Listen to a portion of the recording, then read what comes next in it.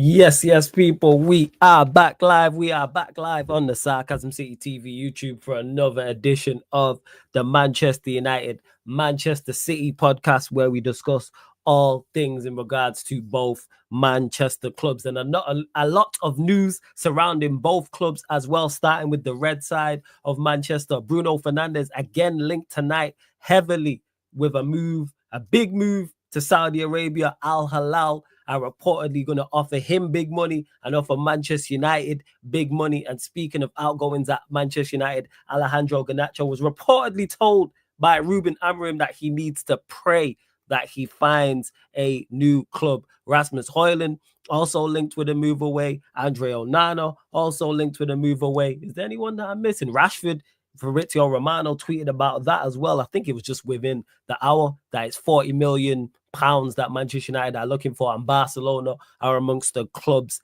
interested. So a lot going on with outgoings in regards to Manchester United. Incomings as well. I do believe that Cunha's medical is on the way. Someone in the chat, please let me know that his medical is going to happen. On top of that, United heavily linked to Mbeumo as well. Also linked to goalkeepers galore, a couple, goalkeepers, Edson Alvarez as well. And on the blue side of Manchester, it seems to be a lot in regards to incomings. Manchester City linked with Cherki, who I think the vast majority of us would say is a good player, but they've been linked to Cherki. They've been linked to Reinders, who's at AC Milan. Grealish has also been linked with a move away from Manchester City, and another incoming as well. City have been linked with Nouri. So please keep all your comments, all your questions, Manchester United or Manchester City related. Veta will be here shortly, people. Veta will be here shortly, but get any questions you have in for me. And I forgot to do the housekeeping. When you enter the city of sarcasm, you lot know the vibe. You know exactly what to do, or maybe you don't. Pay the tax when you enter the city of sarcasm, people. Hit that like button expeditiously. That's all I need you to do. Pay the tax. It's absolutely free. Hit the like button on the video, whether you're watching this live right now or watching this back after. Make sure you share this out across all of the socials as well, people. You see it on the screen. That's me, Flawless.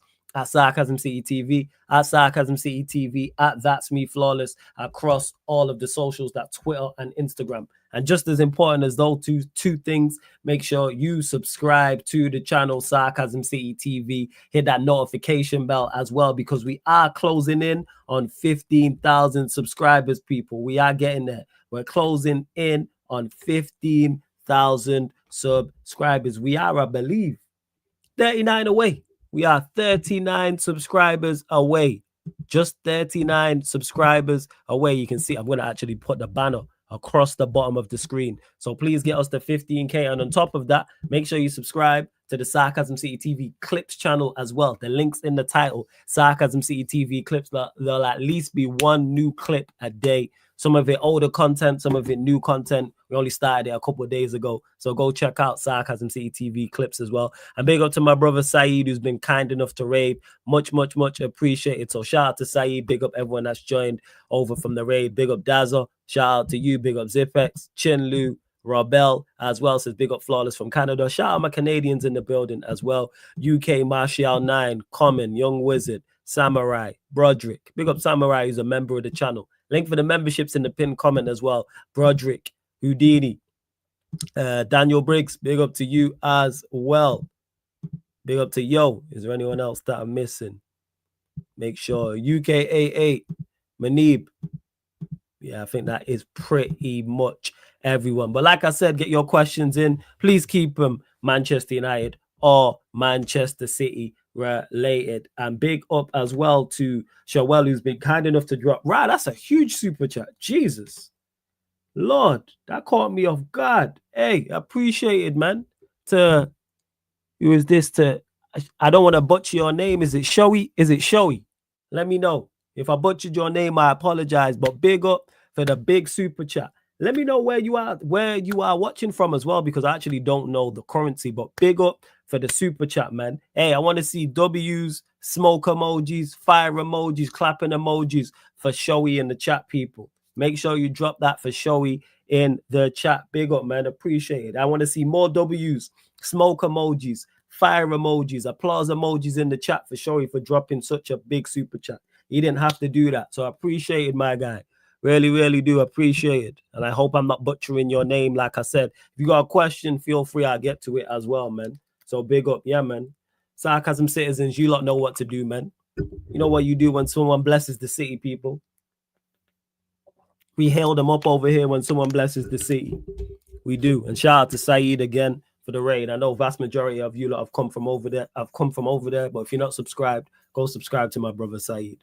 I'll show you big up for the raid. I mean, big up for the super chat, man. Really, really appreciate it for real.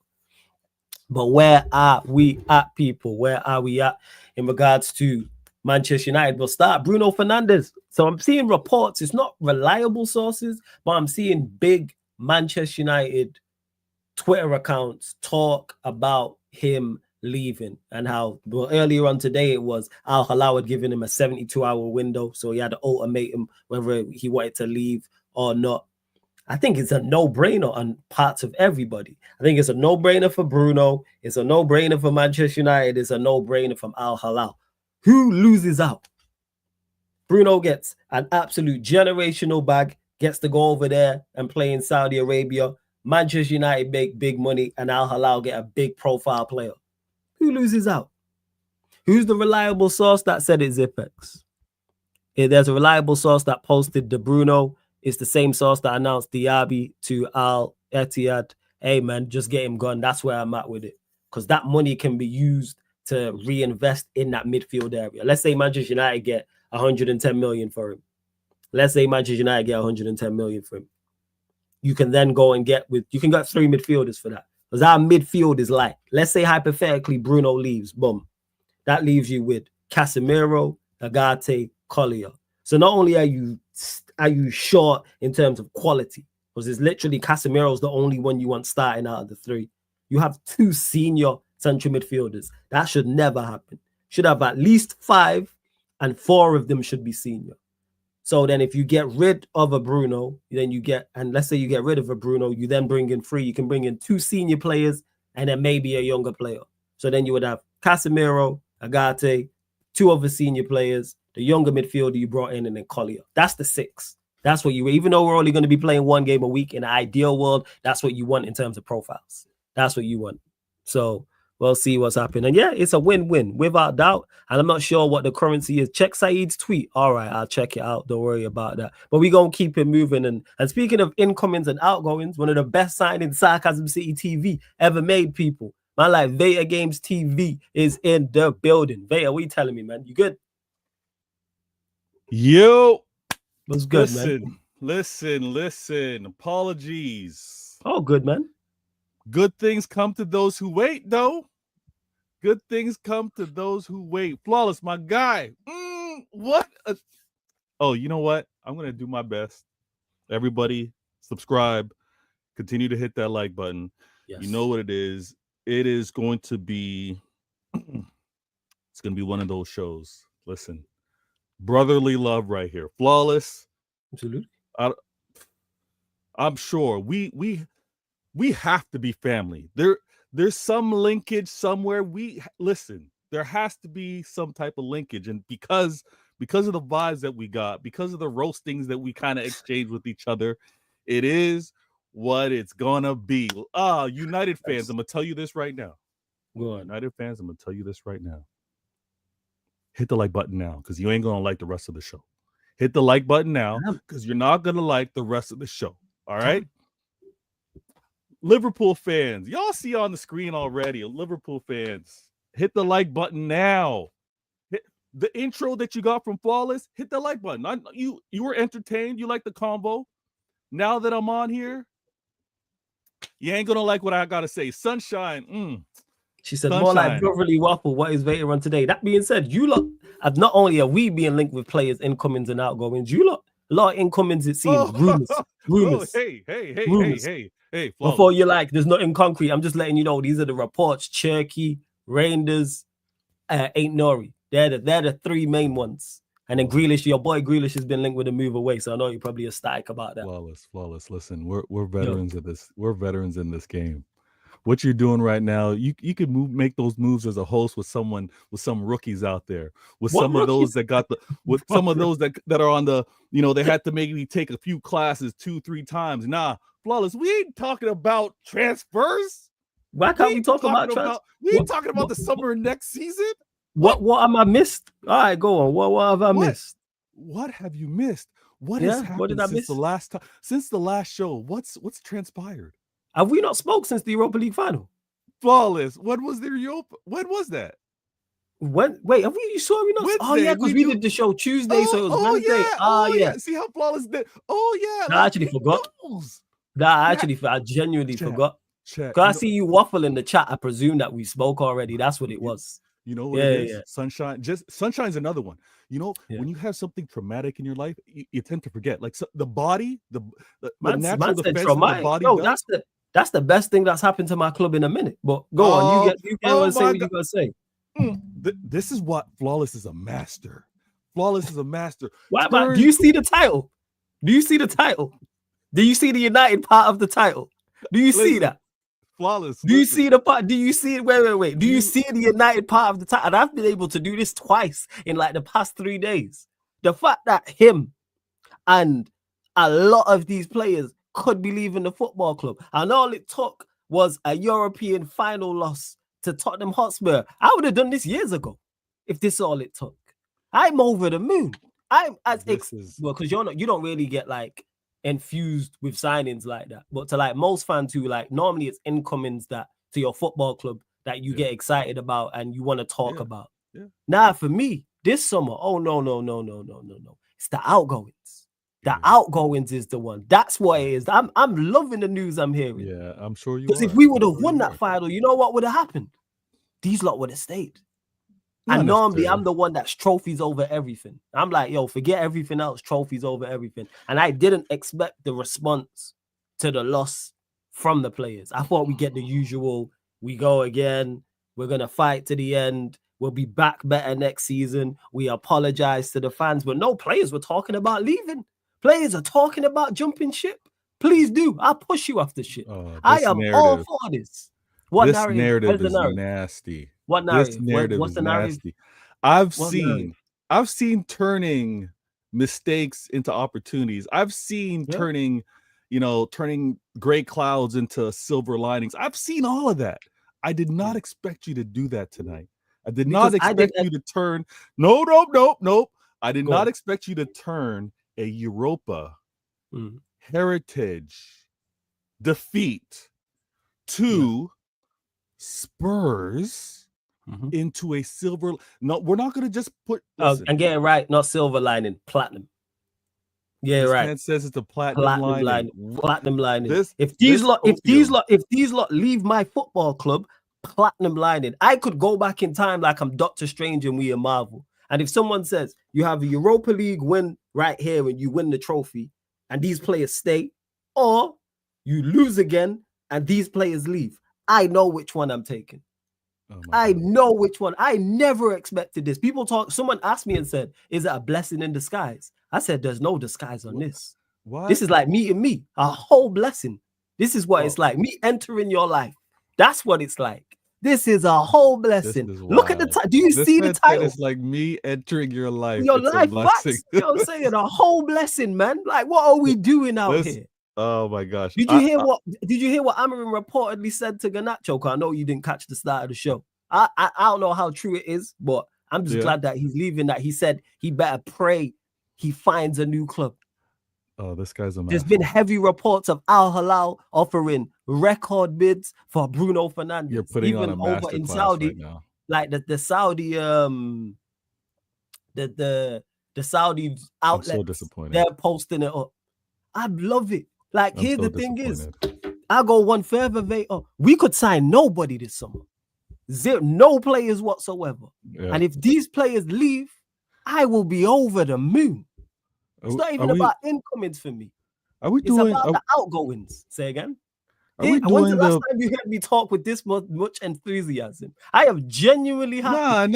This is Groundhog Day, Flawless. Even seeing your smug face is not even the downer for me today. This is Go on. Groundhog Day. I know You're you want to get it just off your spitting chest. So it. give us your thoughts. Give us your thoughts, man. Listen, you're just on the turntable with the headphones, and you're just remixing it. I've seen all this before, Flawless. You're just doing a remix. Never seen it from me. Because you're talking about players. We've been here in the summertime when you want to talk about incoming players, outgoing players. Wait. We've never spoke about outgoing.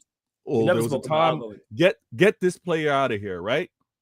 And players have left this season, but there's been players. Get Fred out of here. Get McTominay out of here. Get Fellaini out of here. We've heard all of the get these players out of here, and things will be better. Wait. Whoa. We've heard all this before. Get these players out of here, and things will be better. But there's always been a constant. There's a reason why even these players that go, even these players that have left on loan, it's still things are a disaster here at United, but these players that have left, gone on loan, they actually look like a player. They actually look like a footballer. McTominay's over here in other leagues winning trophies, being man of the match type movements. He was killed when he was at United. And all I'm saying is it's a remix. Yeah, maybe you didn't talk about these outgoings before, but it's been a player conversation before.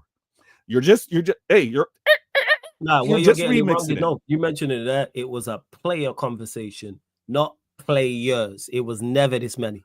No. A player conversation. Okay. Until it happens, we'll wait and see. Oh yeah, we're talking a lot of players talked about and this is why I'm a little disappointed because you're getting like that smile is big. I missed 100%. You. Maybe I missed when you put the bomb on because you've been smiling hard. I don't know, but it's all rumors. It's all rumors, and this is where I'm getting at. I'm like, how are the Glazers and Ineos doing it again? How's the narrative? How's the conversation with regards to transfers now got the fan base kind of like, yeah, we're looking at next season. We're forgetting about the loss to a team that had 20 losses. Nobody's looking at that. This is no. You are. Hey, even the way you ran this show. Let's talk about. I'm not looking at. I've not mentioned next season at all. What do you think transfers have? What do you think? Yo, you talking about incomings? I literally said verbatim. But that's part of out. We could sign no. Let me repeat this. We could sign nobody.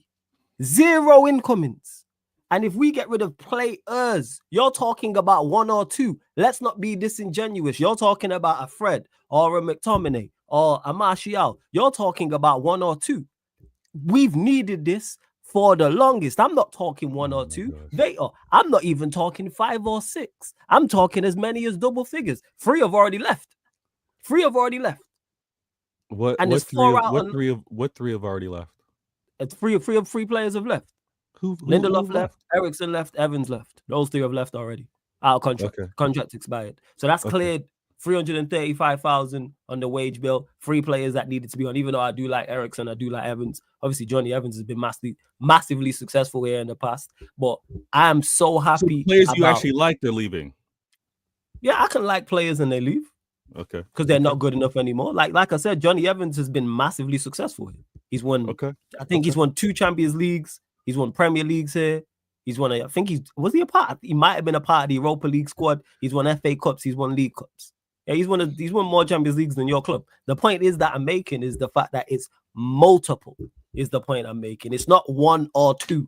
We are talking 10 or 11, and we're talking. This is a mass sale. Chat. It's not all 1. Right. Let me talk to the chat. That's what. Before you go, that's what makes me happy. Let me repeat this. I ain't talking about incomings. Look at the title of the video. Now it could not happen. I'm still skeptical of it's going to happen. But you mentioned it's rumors. We're actually hearing it from reliable sources, like Rashford going. Okay. That's reliable sources talking about Rashford. Yeah, Rashford should go. Yeah, but the point is I'm making. I like that because that wouldn't have if we would have won. Or a new manager would have come in. I don't think we're having this conversation. And on top of that, it's not a conversation I expected to have. I didn't expect this after the loss. If someone would have told me this was going to be after the loss, I go, hey, I'll tell you, hey, that's a fair exchange. What if someone would have told you that they would have made moves like this after the win as well? Because you can show that, again, you're competent, having delivered a trophy and then sending these players on their way. The 3 players that you mentioned, I think they're all in their latter stages. Those are easy dismisses. You talked about Eriksen, you talked about the contracts are up. Those are easy. That's not any type of That's No, not but we've type of been like, no, oh, had you won or not won, these guys should have left. again should have, but we've been daft enough to extend them type of contracts before. Okay. Luke Shaw's got new deals here. I think he's got 2 in the time he's been here. Why? Yeah, I don't know. There we English go. international, who knows? But these So other the point players, that's the point is that I'm making is that those type of players could have got new deals. So I'm over the moon, not so much over the moon, but happy they've been no, you're moved happy. on. I know. Yeah, you're happy. Yeah, man, it's like Yeah, again, you're no happy. incomings, because I know you try to work the angle of it's about signings, and I'm telling you, it's nothing to do with as much as I like the Cunha deal. I'm a big fan of the Cunha deal. I'm sure you do. But I'm equally as enthusiastic about outgoings. And you said about the winning, if we would have won it, they would have moved like this. I highly doubt it. You know why? Because I don't think that. No, okay, so I'll explain why. If we win it, Garnacho doesn't say what he says, and Amarin probably doesn't get rid of him. Because he doesn't say what he says, but he still has that same energy because he wouldn't have played the amount of minutes that he wanted to play. And he's had that energy before, and he still kept him. But go on, I know you want to get to the final, so floor's yours. The flawless conversation with regards to the finals. I've been in the chat. I've been listening. We don't need to revisit. Everybody that's been a part of the show, they know what you've had to say. I'm just here because I want to bring a little bit of balance. That loss needs to be put in its perspective. It is an incredible, embarrassing result for Manchester United. So agreed. So this whole some talking about like you guys were poor anyways, or they wanted, y'all should not have lost that to them. Amarin should not have had so many consecutive losses to this manager who had 20 losses in the league, to Amarin losing to Ange, unacceptable that many times, or United that many times. Agreed. This cannot be dismissed. Everybody wants to kind of joke on City with our loss in the FA Cup. Okay, we lost the FA Cup to a team that's never won a trophy, but look at the form of what that team was. Crystal Palace and how they performed in the league and how they performed in the FA were very deserving of that. I have my doubts to really want to look at this club in Spurs, as poor as they were, to have earned this Europa. I'm happy. All the Spurs fans got their trophy. Listen, that 17-year drought, I'm happy for you. Listen, I understand. You know what? I'm genuinely happy for them too. Shout out to the Spurs fans. But to it have happened to you guys, for you guys to have given them that trophy, that is wild. Mm-hmm. That is wild. And whenever something like this happens, those words from Erik ten Hag keep revisiting me. The man is Nostradamus. The man predicted. He saw this. Eras come to an end. This is ridiculous. Any other season, Flawless, any other season, you guys are relegated. And when you want to talk about, oh, had you told me in the future that if I lost, this would have happened, Flawless, I have a strong belief. If you get relegated, your owner problems go away. I think that because you just witnessed, I hear it to an extent. You just witnessed losing being a positive with regards to things clearing out. I think there's, again, you guys would never want that upon yourselves.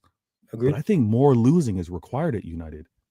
More, if you really want to get out, if you really want to get the crap out, if you really want to get these leeches, these vultures out of your club, you need to suffer some more. I don't think they leave even if we get relegated. Hey, that's a possibility. I want to leave this. I want to leave this with you because actually I just realized I gotta run, but I'll be 5 minutes. Yeah, do you think? This I want to talk to the chat, please. But the fact that Cunha wants to come to your club as they are, we need to do a psych profile. You need to do a psych profile on this player that wants to come to Manchester United. You know what? The way you are right now, you got to do it, or you got to maybe ask questions. How did y'all win him? How'd y'all win him versus all the other clubs that wanted him? Please I'll talk tell you to the how. chat on this. I can tell you how before you go. I'll tell you how before you go. Three things. I'll tell you about Cunha just quickly before you go. One, because we're still Manchester United in name and prestige. No, let me land. We're still Manchester United in name and prestige, and we are still the biggest club that he would have ever played for. 2, this is the most money that he's ever made. Let's add into that because wages is a part of this thing. Let's not act like money's not a thing. And also, thirdly, as well, his character is one of those that is unfazed and wants to turn it around. He knows if he's successful here, he goes down as you're godlike. He goes down. How your players are. You're godlike in Manchester if you turn it around here. Wait. If you are one of the players to turn it around, you're godlike. Yes, 100%. Turn it around what? Winning Europa? No, I'm saying if he wins. No. I'm saying because Cunha's only 25. So if he helps Manchester United win a Premier League or Champions League, you go down as one of the GOATs. You go down as godlike. 100%. I'm not saying that's going to happen. I'm saying if that happens. That's okay. The point if that happens, how many years in the future do you think would be realistic to expect winning the title? It depends how you have to ask me on a year by year basis. All right. So I'll be back. Yeah, cool. See, Vaya tried it. I might not know the tricks. Let's see what else you lot are saying. But big up to Ak as well in the court. Run up everyone in the like. So couldn't you just turn 26? So yeah, 5-6 years will be like 30. Yeah, 4 or 5 years, he's 30, 31. But what you lot saying, man? What you lot saying? Let me know. Did I miss any questions in the chat? Algodino says Bruno's going to be 31 in September. Ineos isn't making all these budget cuts to keep Bruno so we can stat pad the majority of his GNA against relegated teams and after the opposition gets a red card. Yo, they need to let him go. And someone said check Saeed's tweet. I did see it. I don't know how reliable that source is. People are saying that source in Saudi is reliable. They broke. Someone said the Diaby news, right? Which Diaby news? Which Diaby they talking about? But hey, we will be here, people. Remember when Cantona left the Leeds league winning team to join United, who hadn't won the lead in decades, and look at how Cantona is seen as our savior. That is facts. And how far away were we at that point? Because we won the first time in 92. Let me see the Premier League table in 91. Let me have a look. Let's have a look. Let's see. How far away were we? Oh, shit. So we finished second. Okay, the season before in the 91-92. We finished second. Because we won it the next year. Wait, let's see what else. Let me see 1990. Gotta do your due diligence and research.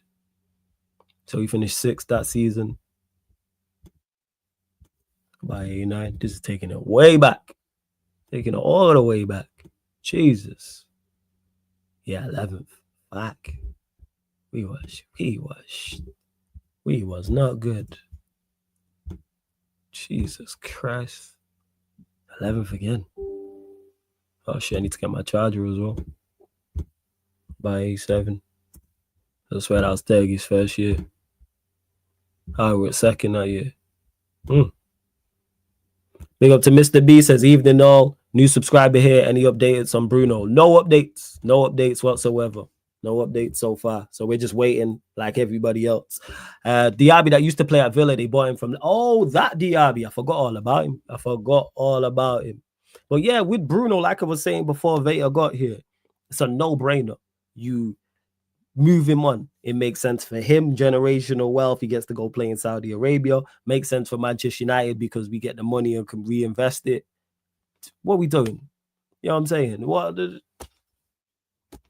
Move him on. I don't even know why it's a debate. I have no idea why there's any debate whatsoever. He's 31. Veta just asked me about Cunha. Just asked me who's 26. Bruno's going to be 31. It's like we've tried the rebuild thing with you. We've tried to work with you. It's over. The show is on the road. Go elsewhere, man. Go elsewhere. It's a wrap. Performances haven't been up to scratch. The Dazu says flawless. I've been contemplating making content. Do it. 100% do it. If you've been contemplating, do it. Do it. Without that, I would say. Big up to Aguna Matata. I always say fire username. Says, yo, big up all the subscribers. 39 away. Are you mad? Big up 16 out of 10. You already know. But yeah, with Bruno, there ain't really much to say. And what I was saying to Vader as well, platinum lining. I did not expect after this loss at Spurs for players to want to jump ship. And the fact that players want to jump ship, I am all for. Sell everybody. Garnacho seems like he's on his way out. Bruno could be on his way out. Højlund could be on his way out. Reports are saying that not reports, but I also heard the rumors about Amorim saying Luke Shaw is no longer required. Onana could be on his way out. I'm probably missing. The only player who's not been linked with a move away, really, is Maguire and Mason Mount. But everyone else has been linked with moves away we want to leave. And in regards to incomings as well, Cunha, very, very good signing. What's going on with Cunha? Is it the medical? Is medical going to happen? And then Bremo as well, we've been heavily linked with, who would be a great signing. He would be a great signing in Bremo. And then also, like I've mentioned before, and I keep mentioning this,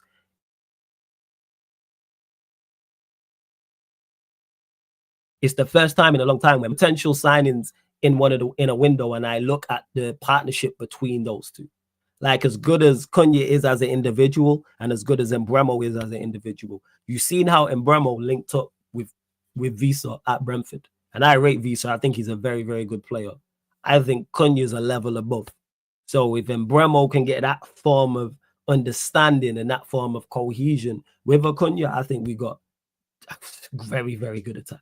Very, very good attack. Of course, we've been linked with Liam Delap as well. It seems to be between us and Chelsea. If we get Delap, cool. He wouldn't be top of my list, but I have no issue if we do indeed sign Liam Delap. Because one, he's now played a season in the Premier League, was in a poor Ipswich side that got relegated, still scored 12 goals, still was a foil for others. The physical attributes is there. He's strong, has good acceleration, good pace, good balance as well. Because of his, you'll see him pick up the ball, and I'm like, right, you agile, he can hold the ball up well, which also adds into balance. So he's got the balance, he's got the agility. I just mentioned there about him carrying the football as well. Good finisher, left foot, right foot, good in the air, can occupy centre backs in the old school 9 fashion, but you can also drop deep and link up play. He's also good enough as a footballer like that. He's also very much like a good footballer like that. And what else was I going to say? But as well, running the channels, he can do that. He's got the mobility that's needed as well. And that's one thing Cunha, Mbeumo, and Liam Delap all help, because Manchester United lack athleticism. They are all athletes, and they also all have technical ability as well. Do you think Højlund can get better, or is he done at United? He's rubbish. He's done. He's done at Manchester United. Finished. And reports are saying Inter Milan want him. I know Juventus he's been linked with. I know he's been linked with Atalanta as well. Cool. Get him gone. Whether it's a loan or whether it's a full transfer. I'd prefer a full transfer, but if it's a loan and you can up his price off of that, no issues whatsoever. If we have to go the Anthony or Rashford or Sancho route with Højlund, cool. No issue with that whatsoever. Højlund scored 16 goals the year before, but only 9 in the league, right? Was it 9 in the league? Who did he score 16 goals for? Man, wait, United? Did he score? No way he scored 16 goals for us.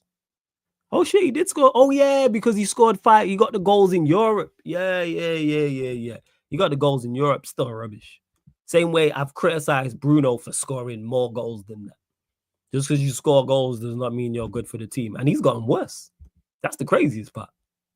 He was bad last season, but he's been worse this past season. He's gone backwards. What does he excel at? Someone tell me. What does he excel at? Yeah, 16 goals. Like, he got 10 goals this season. Awful.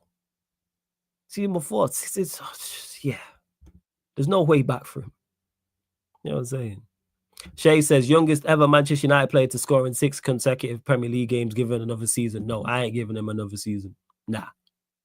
I'm not giving him another season. I've seen enough. I'm good. I'd rather an experienced striker instead of a Liam Delap. I agree with you, Shay. That's why Liam Delap wouldn't be top of my list. And even if we do sign Liam Delap, I want it to be Delap and, like, go get me a Osherman or go get me a Al Mateta, and it has to be. But he's rubbish. He don't excel at anything. Physical attributes, he don't excel at. Technical, he doesn't excel at anything. And then mentally, nothing. I've seen him not make runs. I've seen him not apply himself and put in effort. I've watched it. And then on top of his lack of effort as well, off the ball movement, terrible. Anticipation, terrible. Determination, terrible. Woeful. His mental attributes are in the bin. Like, if you just name the things that I just mentioned there, especially as a striker. Dreadful. He's dreadful. Game gone, man. Game gone expeditiously. Expeditiously. Cunha will travel to Manchester United and complete his medical before the end of the week. Chris Wheeler tweet. Yeah, has to be expected. Very, very, very good signing. Very, very good signing. I did say I was getting Cunha with smoke screen like the Watkins. So say this again, Aguna Matata. When you say what, you reckon that Cunha was a smoke screen what for United or he was a smoke screen for Arsenal? Yeah, we finally met the release clause of Cunha medical will happen soon. I'm surprised more teams were in from. Surprised. It'll be officially signed next week. I've seen reports that we're targeting release clause only players, and if we miss out on the lap, we're going for Moises Keane. Use the reports from that, Dazzle. I'll start this. Don't worry, Si. When Vader's back, I'll start it. Vader will be back shortly. But before I continue, right, 99 likes. One more like, man. Girls up to 100 likes, people. Girls up to 100 likes. And as you can see across the bottom of the screen on the banner, scrolling across the screen, we're 39 subscribers away from 15,000 subscribers. Please hit the subscribe button. Roll to 15K on the Sarcasm City TV YouTube. Make sure you do that, people. Make sure you do that. On top of that, subscribe to the Clips channel, Sarcasm City TV Clips. The link's in the title, people. That's the Clips channel for the main channel where we shout out to Prime. It'll just clip up some of the best and funniest moments, and at least one clip a day will be released on the channel. Roll to 100 subscribers over there. We only launched it in the last couple of days. Sarcasm City TV Clips. Sarcasm City TV Clips, people. Oh, for Arsenal. Oh, right. I hear you. But yeah, and Bremo, love the idea of that signing. The lap, I'm cool with. Midfielders, I'd like to hear more, but I think we will get there. It's a long window. It's only just opened.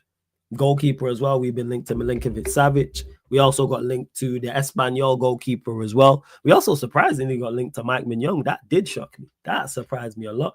But I'm just happy about the links. Over the moon about the links, for real.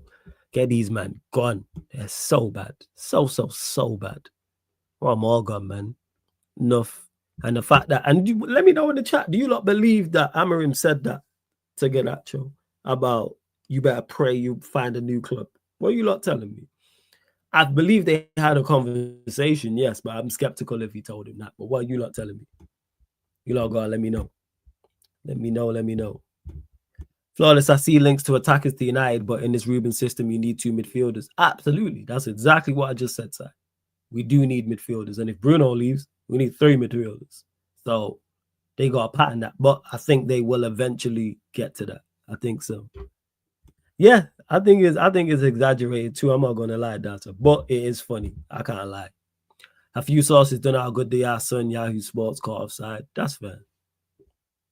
AC Milan missing out on Champions League ball will decimate their team. True say we got no Champions League football either. But one thing we can offer that AC Milan can't, big money, big bread. That's what I'd say. Absolutely massive bread. To call me, who says Amorim gives narcissistic vibes, so maybe. I don't even think Amorim gives narcissistic vibes. I just think he's completely out of his depth. That's what it is. I think he's just completely out of his depth. And he's drowning. And we've watched him, like when I hear reports about how he wanted to resign and reports about him crying, I could believe those to be true. We'll never know for sure, but it's definitely believable when I hear the things he said in press conferences. When he talks about the football being bad, it's your job to change it. When you talk all this stuff about a storm is coming, when after a European final loss, you're talking about if the club and the board want me to leave, I'll leave. No hesitation, no compensation. What is that? What kind of attitude is that? Where's the fight? But the fight has been beaten out of him. It has been absolutely beaten out of him. That's why he sounded like that. That's why when I hear reports about, like I said, him wanting to resign and things of that nature, it does make sense. He's just out of his depth. That's all. He's just out of his depth. Big up Vaya back in the building. What are you saying, Vaya, man? Yo, these Amorim narratives are nasty. What narratives? They're narcissistic. What? Oh no, he said that. I disagree with that. You just said he gives him narcissistic vibes. I said I disagree. I don't think he gives off narcissistic vibes. I just think he's out of his depth. That's all. That's all it is. You think he's out of his depth? Yeah, I think he's out of his depth. He looks it, he sounds it, he acts it. That's what it is. You think how early do you think this kind of like conclusion was discovered by you? Like how many months into the job do you think he then displayed? Probably. So the manager that you were happy signing, yeah, based off of the profile, the homework that y'all United fans talked amongst yourselves about. How many months in do you think y'all broke him? How many? Oh no, there's different. Like he didn't help himself. Maybe probably. Trying to think. Where I started to realize that, oh shit, you're running out of this. Probably February, March, but I have to go and double check. So we're saying November, December, January, February. So we're saying like probably like half a year. I think 5 to 6 months. When the FA Cup competition started kicking in and y'all because we did well in the FA Cup.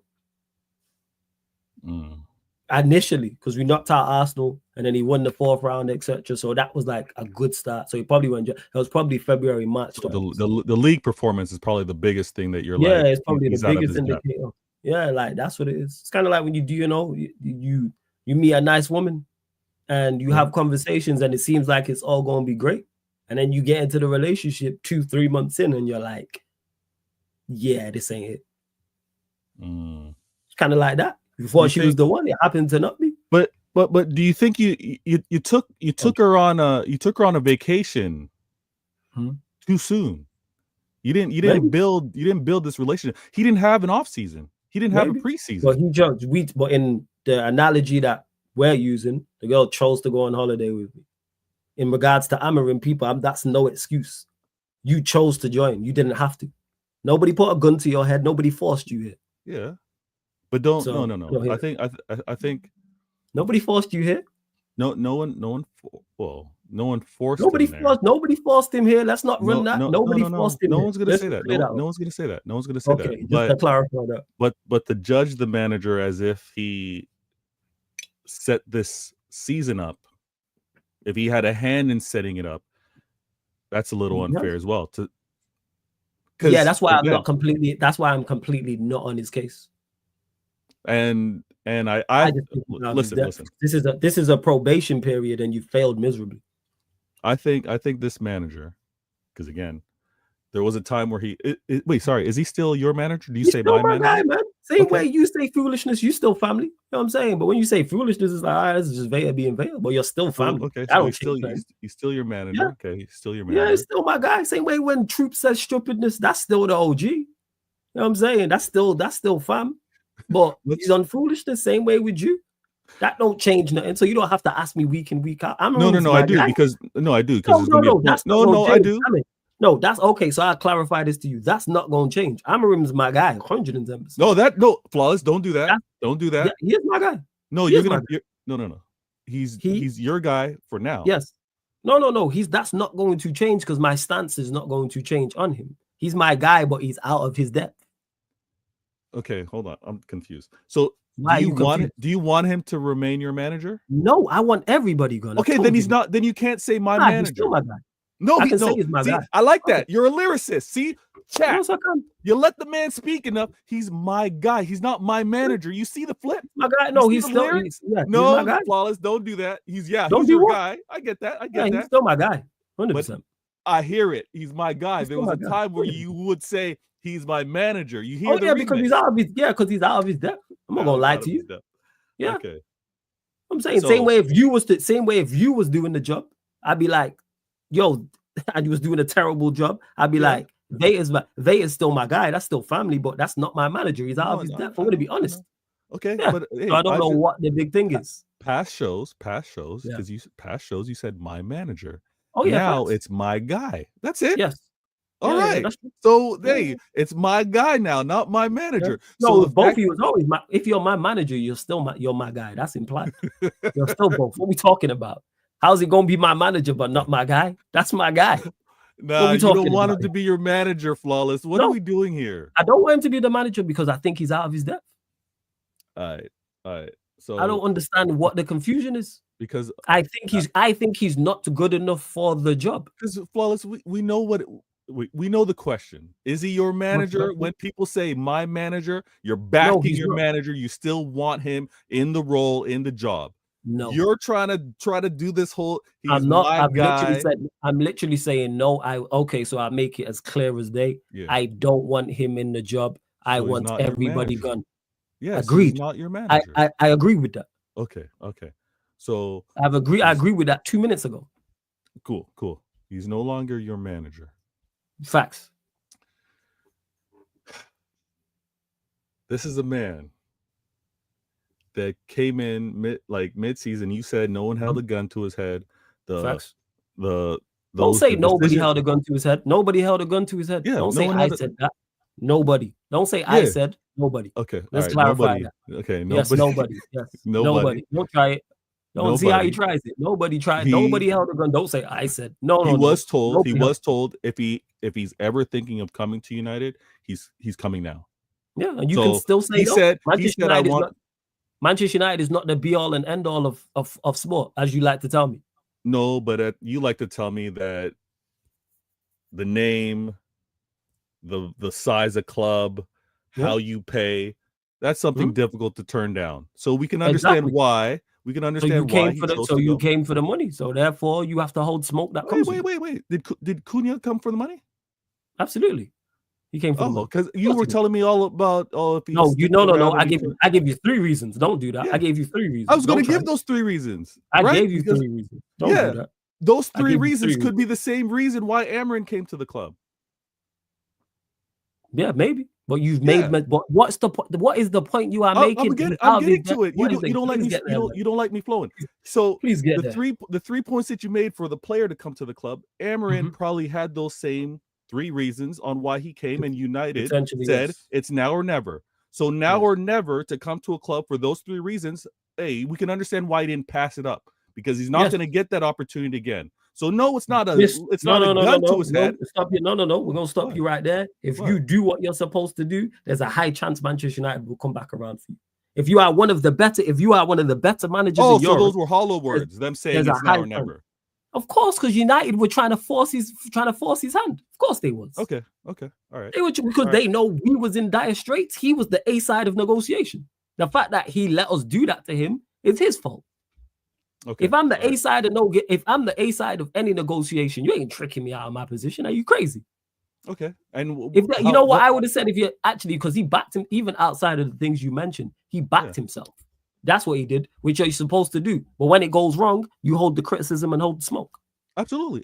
What length of contract? So I don't understand the point that why we're going down this rabbit hole.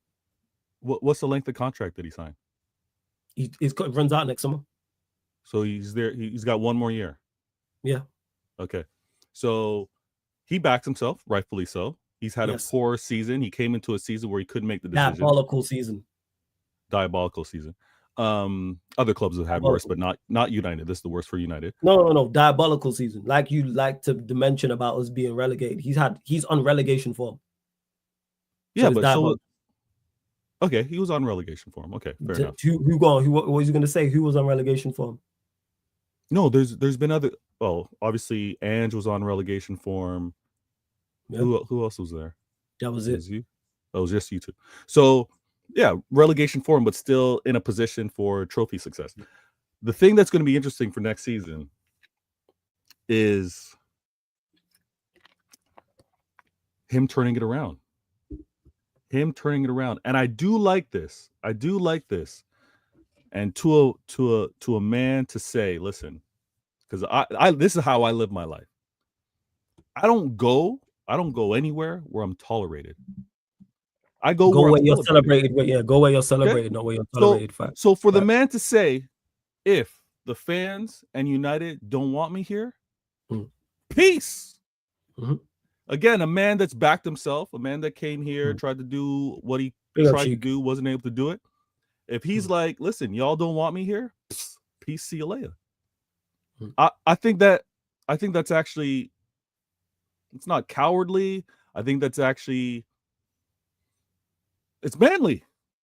It's actually manly to say, to be like, listen, I'm not going to force this. Hence why, back to the point when you say, why is he my guy? Because of things like that. That's why. Yeah, I mean, I don't want to hear my guy anymore. It went from my manager, now it's my guy. We don't have to revisit that anymore. But why? Because you couldn't get me out. All right, it's cool. I get it. We'll go on. Carry you've remit, like you switched it up on me. So I won't. It's implied. If someone's my manager, they're my guy. No, it's the same thing. You're completely changing the word. Why change the words? Why not continue to say my manager like you used to? Because I'm not going to back something I don't believe in. Okay, so but you once believed in him, and now you no longer believe in him. Yes, so because I got new evidence. Yeah, so that's how that's how I understand he's no longer. When we say my manager implies that you back him. My manager implies that I want him in the role. You're not going to have me think that you saying my guy or my manager are the same thing. Now that you say my guy, I hear he's not your manager, so we're cool. But I agree with you on that. I'm not that. There's no dispute in that. Yeah. So I'm just making clear for the chat.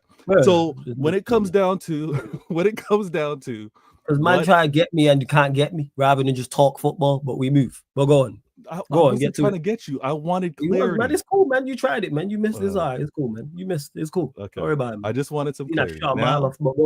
Now that he's your guy, not your manager, it's going to be interesting on how y'all United fans that don't want him in the job are then going to be dealing with this season, because he's cooked. He's dinnered. I don't know why we going down this. He's finished. Yeah, but what's funny is, because I love witnessing this. I'm a people watcher. You know what I'm saying? So I watched this season with Arsenal fans not believing that Arteta could get it done, and then in hopes of winning Champions League. You know what I mean? I'm now going to see a season where United fans have no belief in Amarin, but are like, oh, could he get us back into maybe 6th or 8th or 10th, like that type of energy. Also, we're relying on it varies for somewhat. Well, everyone wants to be wrong as United fans, number one. Secondly, it's more so you're just relying on the quality of the player, or players, I should say. You're just relying on the team. That's even funnier now. Now it's going to be like, now it's going to be like these new players coming into the manager system, and all these United fans being player FCs, pretty much like, oh, players get it done, right? Get it done despite the manager. Kind of like an Ollie season. It's kind of like an Ollie season. Yeah, we got no choice. That's what it was like with Ollie. We had no choice. And that's going to be pure entertainment. Because of our hierarchy, we have no choice. But like Shay said, I think the fan base is split, and the match-going fans love him. Yeah. The match-going fans love him, because they know how disastrous and toxic and radioactive United are. So they see what he's having to fight through. They also see the crap players that you obviously want out of here that he's got to deal with. No, they praise the crap players too. Don't do that. But go on. Hoyland got a standing ovation, but we move. Go on. Hoyland got a standing ovation? Yeah, Hoyland got a standing ovation when he went off the pitch against Villa. Yes. Okay, but see where his argument falls down, people. No, I wasn't there. Was it a real thing? He got a standing ovation. But so was it an ironic ovation? See, when you start talking about all the United fans who know how toxic it is and how bad the players are, no, not all match-going fans. So match-going fans believe you got good quality players. Yes. And it's the non-match-going fans that have the better understanding of the players that you guys have? I won't even say that, no. Because some non-match-going fans don't believe. What I will say is match-going fans are much more supportive of the rubbish, I'd say. I think on socials it's more split. But match-going fans, it's not split. That's why Hoyland got a standing ovation. Bear in mind, this is a guy who went 0016 twice and went 0020 this season. That tells you all you need to know. And then you'll have people in comment sections. You'll have people in other comment sections. You'll have people on social media who say, you should give him a chance. I think he's good. Can I ask a follow-up question? Was he the only player that got a standing ovation? Or did the team get one? No, him actually, I tell a lie. Garnacho got one as well, but he didn't play. But as Garnacho was walking down the top. So only two players of that squad got standing ovations. Because Hoyland came off during the game. His was during as he was getting subbed off. As he was getting subbed off, the fans stood up and clapped him off the pitch. Yes. and Garnacho got the As he was walking down the tunnel, yeah. Garnacho, because he wasn't in the squad. So the other players at United did not get one. No standard ovation for anybody else. That's interesting. Mm-hmm. When it comes down to this whole next season, because we're doing a next season thing, right? We're talking about next season. No, you talking about next season. I'm not talking about next season. Oh, all right. So we're talking transfer. You trying to move it to transfer? No, I'm just talking about outgoings. I'm just talking solely about. So I'll repeat this to you again. Yeah. We could sign nobody, and if these players go, fantastic window. I am over the moon. Who are all the rumored players to go? Let me try to remember. Højlund, Garnacho, Rashford, Anthony, Sancho, Bruno, Onana, Shaw. That's it. All right, so you're gassing it. Though all those players can't leave. Why can't they all leave? Well, they can't leave without replacements.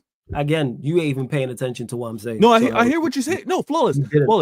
I do. I hear that you're happy that they're leaving. I hear all that. No, you didn't, because you just said they can't all leave without bringing in replacements. I'm saying that if we were to sign nobody, of course that's not going to happen. But right. I have so much disdain and so much dislike for these players that we could sign nobody, is what I'm saying. Yeah. Hypothetical world, we could bring nobody through the door. And if them players leave, I'd be over the moon with that window, is what I'm saying. Okay. Now, over the moon with it. That's how much dislike I have for these. And I hear it, but I gotta listen. Yeah. I'm listening to what you're saying, because what you're saying has consequences. So if those players, and you would be over the moon if they were to go. Absolutely, man. Okay. And if you happen not to sign another person, that means you're promoting maybe academy players. Of course, that's not going to happen. I'm going over the top and embellishing to prove my point. Of course, we're gonna bring in players. This is why we've been linked with players. This is why we've been linked to Embremo. This is why we've been linked to Delap. And this is why I want to bring it full circle because again, you having this optimism with all these players going out, you can't help it, but you can't ignore the rumors on who may be coming in. You can't. No. Yeah, I don't ignore the rumors. Right. But so I know you're taking it over the top, because realistically, if those players go, then you're not signing another player, then you're promoting. Yeah, we're gonna bring players in. Yeah. And that's the one thing. One thing is the rumors I like of the incoming players. But I'm talking about it less. You know why? Because my main MO is getting these man gone. I'm for the first time ever. I've been watching football for a long time. Don't say the first. 3+. No. You don't even know what I'm about. What am I about to say there? No, say it. No, so you said don't say first time ever, but you have no idea what I'm about to say. Okay. Finish what you have to say, and then I'll agree or disagree whether it's the first time ever. Exactly. So for the first time ever, I've been watching football for 3+ decades now, and a summer window's coming up as a Manchester United fan. Normally, I'm super excited about potential incomings, who we're gonna sign.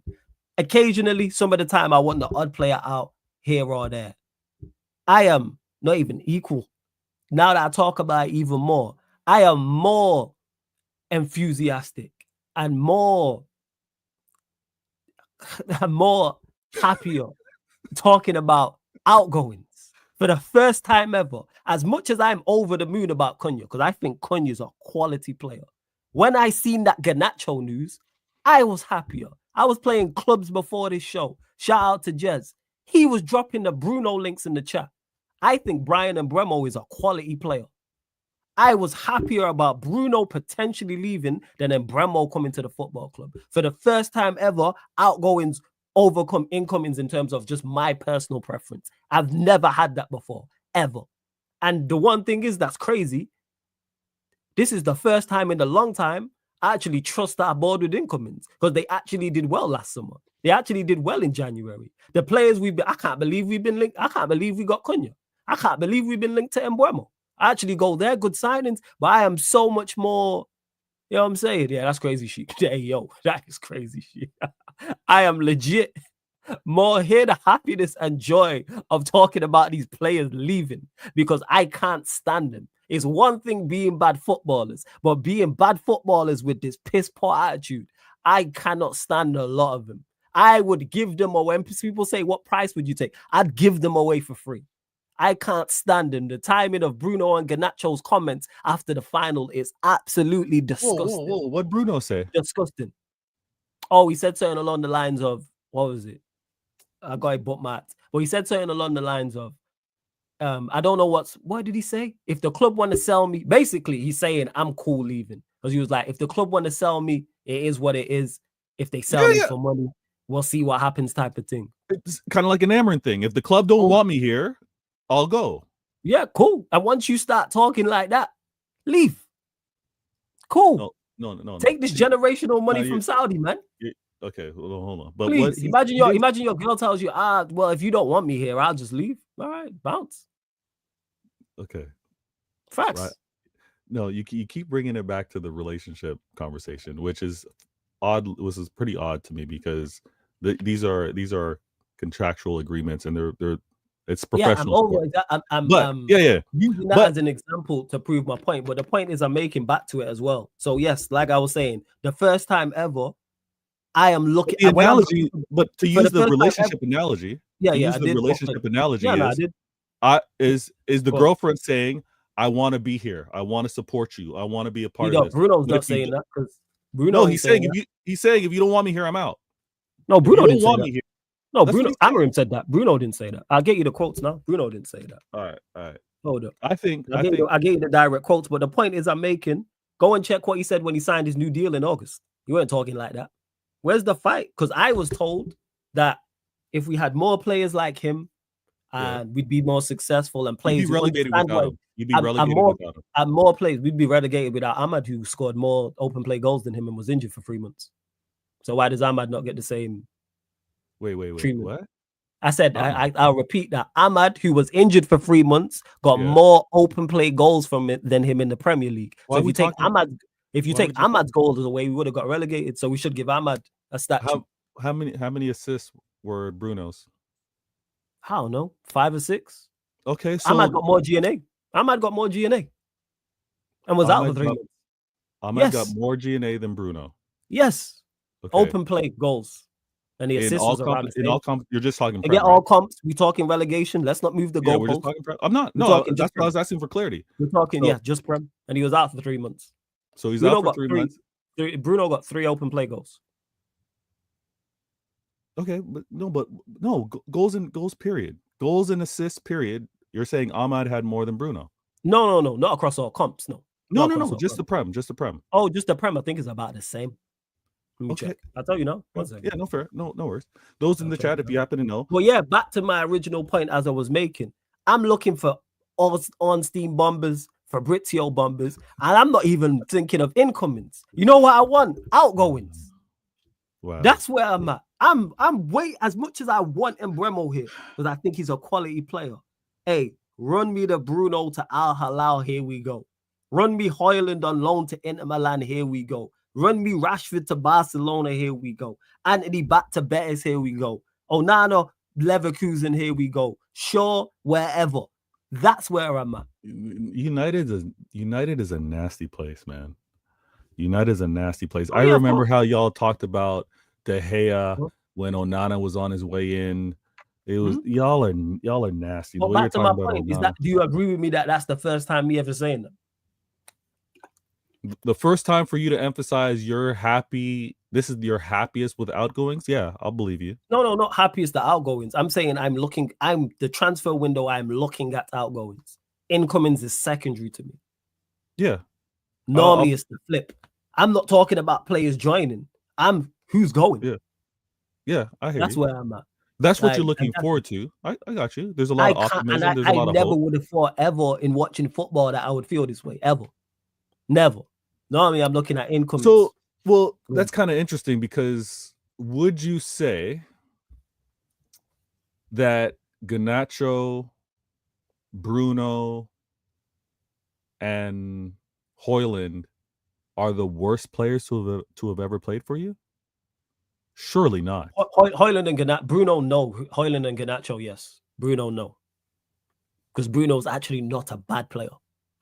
But the joy you have, or the joy that you have with outgoings, he's part of that outgoing. Oh yeah, happiness definitely. that you have. Because you know why? What I said.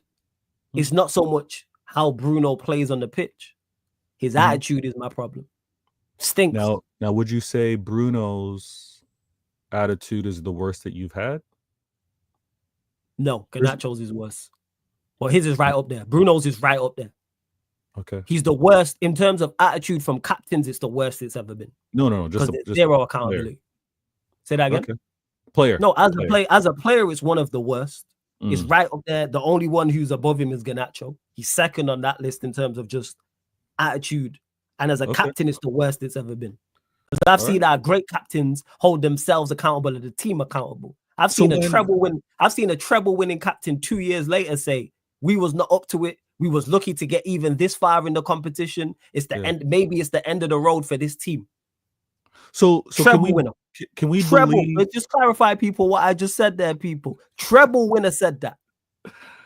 Can we said we was lucky to get to this point. Maybe it's the end of the road for this team. And guess what? He was right. Well, sorry, go on. Can we believe your guy, not your manager? Can we believe your guy when he says this is the worst? Was it him or was it Erik ten Hag that said this is the worst United team? When you mentioned Højlund, Garnacho, and Bruno, attitude, not necessarily playing on the pitch, but you're talking about 3 players that your own words, say are the worst, and you have a manager that says this is the worst United team. It all makes sense. You can see why this diabolical poor season can be what it is when he's provided with these players. And an injured Ahmad, you said, three months. So he had to deal with that throughout the season. You know what? The diabolical season kind of makes a lot of sense when you put all that in context. No, it really doesn't, but each to their own. You should get back-to-back wins with this mob, but here we are. Neil Gunner says, I can't say that again. That's a different combo. But you should get back-to-back wins. So yeah, you should get back-to-back, but it's and he failed to do so. The poor finish is the poor finish. Whether he stopped one of the back-to-back, whether he got a back-to-back win within all of this nonsense finishing. If you would have got more back-to-back wins and won more games, we wouldn't be talking about even the vein we are. But here we are. He had 3 of the worst players. He had 3 of the. You just said it. 3 of the worst players that he continued to play Vator. Imagine how bad the other players are for him. They're not, because they're better. Because when they've got on the pitch, they perform better. What are we talking about? He played. You want to talk about Ahmad? Who was he playing ahead of Ahmad? Garnacho. What are we talking about here? You just told me Ahmad was hurt. Yes, for 3 months. Is the season 3 months, Vator, or is it longer? No. Okay. So I clarified, and since we got to break stuff down, when Ahmad was outside of the 3 months, there was times where Garnacho played ahead of Ahmad, also played ahead of Cherki, also played ahead of Meno. All 3 of those players are light years ahead of Garnacho. All 3 of those players are light years ahead of Højlund. What are we talking about? None of those players go 0 for 20. Do I need to make it any clearer? So that's why he chose to pick these bad players. He continues. How is an attacker getting an opportunity to go 20 games without a goal? Not only does that fall on the attacker, that also falls on the player. Can't believe I'm explaining this again. I didn't ask for that explanation. You're choosing to explain it. I was just asking with regards to because you mentioned about the reason why I have to explain it, because you're saying, well, they're the worst players. Who played them? And then you went and said, well, how bad are the players? Other players. The players are better than him that he's not playing. Cherki's better than those 2. Meno's better than those 2. Ahmad's better than those 2.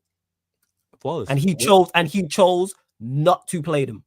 What I love about this show is when these players are gone, and we're doing the show, and you're then gonna cuss out Cherki and you're gonna cuss out Ahmad and Menu, we'll be here. Cuss them out for what? For their poor form or them not playing. If they perform poorly, you get Vator. If you perform poorly, you get criticized.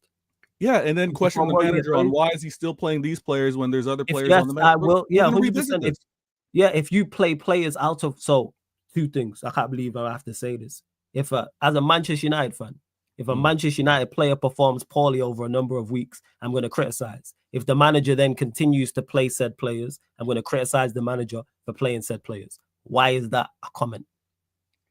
Why is that crazy? Why is that? Why are we going to be here? I'm not saying it's crazy. I'm saying So what is it? I'm lost. I'll explain. Because there's always there's that better option. As fans, we do this. Okay, don't take it Not personal. necessarily better option to me. It was even better option. Different is my point. Yeah, I get it. So because I've said this for the longest, I actually would be more understanding if he experimented and he got these results. If we had seen complete variations and different things, I turn around and go, at least you tried everything else. Trying 2 players who combined went 0 in 40 is on you. There's no excuse for that. He did that. They went 0040 under your watch. That's on you. And it was more than 40. Yeah. But we just round it up to 40. No, and at the same time, I like what would have brought peace of mind for fans, for United fans, would have been a possible, what do you say, 0 for 40 amongst 2 players, but an 0 for 40 amongst 4 players. You're like, okay, he tried it again. He tried it. All 4 of them are crap. I would have been much more if he would have tried Cherki and Maino, and Cherki went 0015 and Maino went 0012. I'd be much more accepting of that than those 2 playing going 0040. Yeah, this is just going to be remembered. So if there happens to be a 0 for 10, 0 for 15 for the players that you said should have been propped up, we'll be like, hey, Flawless, you know what? The fact that Amrin didn't play those guys, but I guarantee you now 0015, because when they played, they haven't gone that. They ain't going 0015. Ahmad ain't going 0015. Ahmad's playing wing back and isn't going 0015. Yeah, but we don't have to be literal with the 0 for 15. We're talking about poor performance. So there's going to be a point where you're going to be like, these players aren't good enough. Manager, let me see a change. No, but I think Cherki will see. Ahmad, I think, is good enough. That's why he plays more often than not. There's just times Garnacho was playing ahead of him. Play Ahmad in the 10 if you have no one else. And put someone else at wing back. Experiment. Ahmad's a clear better 10. Cherki's clear better. Yeah, and all I'm saying is, if we happen to see a dip in form in these players that you're saying they should have been playing ahead of these bums that you mentioned, we'll be like, Flawless, we can understand why the manager didn't play them. Look at I don't. No, there's no excuse to not play them. No. Okay. There's no excuse to not play them. No one should have a chance to go 0020. I'm not hearing that. And to Neil Gunner, who says, I can't hear attitude talk if it's Sancho, we don't know him personally. No, when I say attitude, I'm talking about the timing of your comments. People hadn't even got back home from Bilbao, and you're talking about leaving as the captain. Disgusting behavior. Read the room. Garnacho's talking about we couldn't beat anyone in the Prem. Maybe because you went 20 games without a goal. Maybe that implied it. We just lost the final, and you're talking about I only got 20 minutes. Disgusting. So when I say attitude, that's what I'm talking about. Timing. Bruno said this type of shit before. But because it's Bruno, people allow him. We're the same team that got beat 6-0 and he scored a penalty and said, well, it would have been 6-1 if I didn't score that. It would have been 6-0 if I didn't score the pen. But people forget these things. I don't forget shit like that. He's the same guy that's got carded to avoid games before. He's the same guy who got carded to avoid games. Hold on. That's nasty. What's nasty? Is that confirmed that he got carded? Not the come on now. 100%. How was that? How was that figured out? How was that confirmed? Because it's too much of a coincidence. That's why. It's too much of a coincidence. You don't like a player. I didn't take 2 comments out of context. I read his comments. When you don't like a player, that's nasty. That's not nasty. I'm sorry that I've seen it happen 3 times. We were 3-0 down to Spurs, and you got sent off. You made a challenge and got sent off on purpose because you didn't want to be out there. Well, how do you slip? How do you slip when you're captain at the time? Was he captain at the time? This season when we got beat by Spurs. See, I remember all these things. All right. I remember all these things. Man got sent off on purpose. Didn't so fancy it. Why wasn't that mentioned like every week? Why wasn't that something to be mentioned every week? I mentioned that at the time. But there's no point in mentioning it every week. No, that should have been relentless. He should have never had the captaincy. That should have been relentless, reminding everybody. I've never wanted him as the captain, but you know what? Like you've heard the phrase, why argue with an Arsenal fan when you can wait? You've heard that. Does anyone you ever heard that before? Yeah. Okay. Mm-hmm. That's how I treat Bruno stands. Don't argue with Bruno fans because they're stands. Don't argue with Bruno stands, just wait. Because I ain't heard nothing from them since that Europa League final. That's nasty. He got. Did you watch carded. Did you watch the final? Yeah, I watched the final. Okay, what did you think of his performance? Subpar for a final. Okay. The fact that you calling it subpar is yeah, subpar for a final. I expected him to kind of like take command. It's some portions within the game, and he was just another guy. This as well. I probably have. Okay. Yeah. All right. I probably have. You probably just not heard me mention, but yeah, it's like, why argue with him when he can wait? Because after that performance, Bruno's stands have been quiet. I've done 4.5 hours probably on back again. Not one super chat mentioning Bruno's performance. Wonder why that is. But if he had played well, there would have been a plethora. There would have been so many super chats in here. Oh, Bruno, oh, you're wrong about Bruno. You hate. I don't hate Bruno. I don't have an agenda against him. He was. I don't have an agenda against him. I just don't think he's very good. And his record in European ties is absolutely dreadful. It's woeful. Would you say his record in European ties? Go on. His first 2 seasons is what kept him here this long? Yeah. Because he joined in January and he was very, very good. Mm-hmm.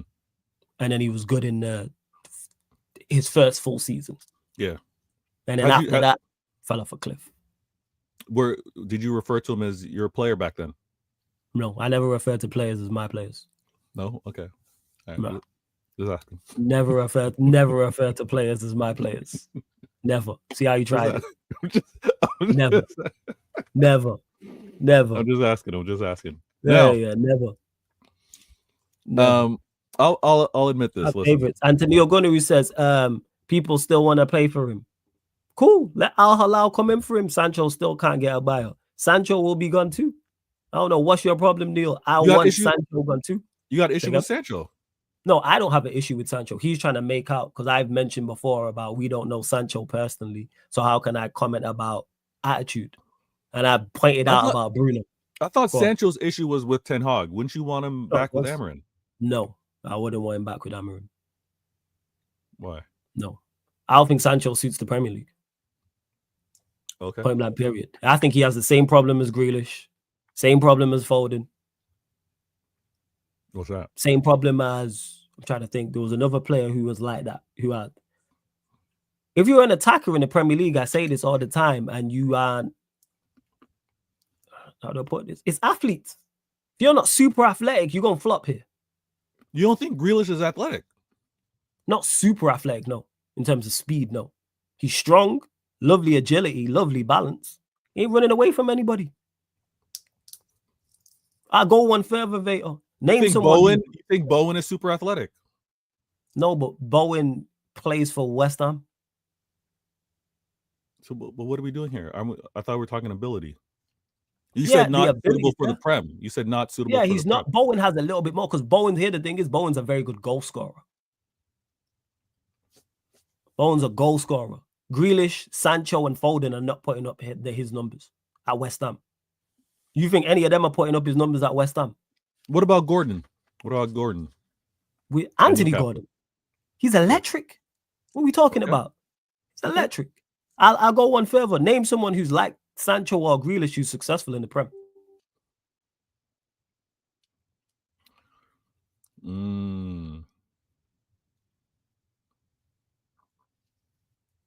You know what? He can't move now. Am I lagging? I might be lagging. I'm not seeing Flawless right now. So I don't know if I'm gone or if he's gone. But I'll say this. The man can't move anymore. But he's obviously still able to be effective. So when you have like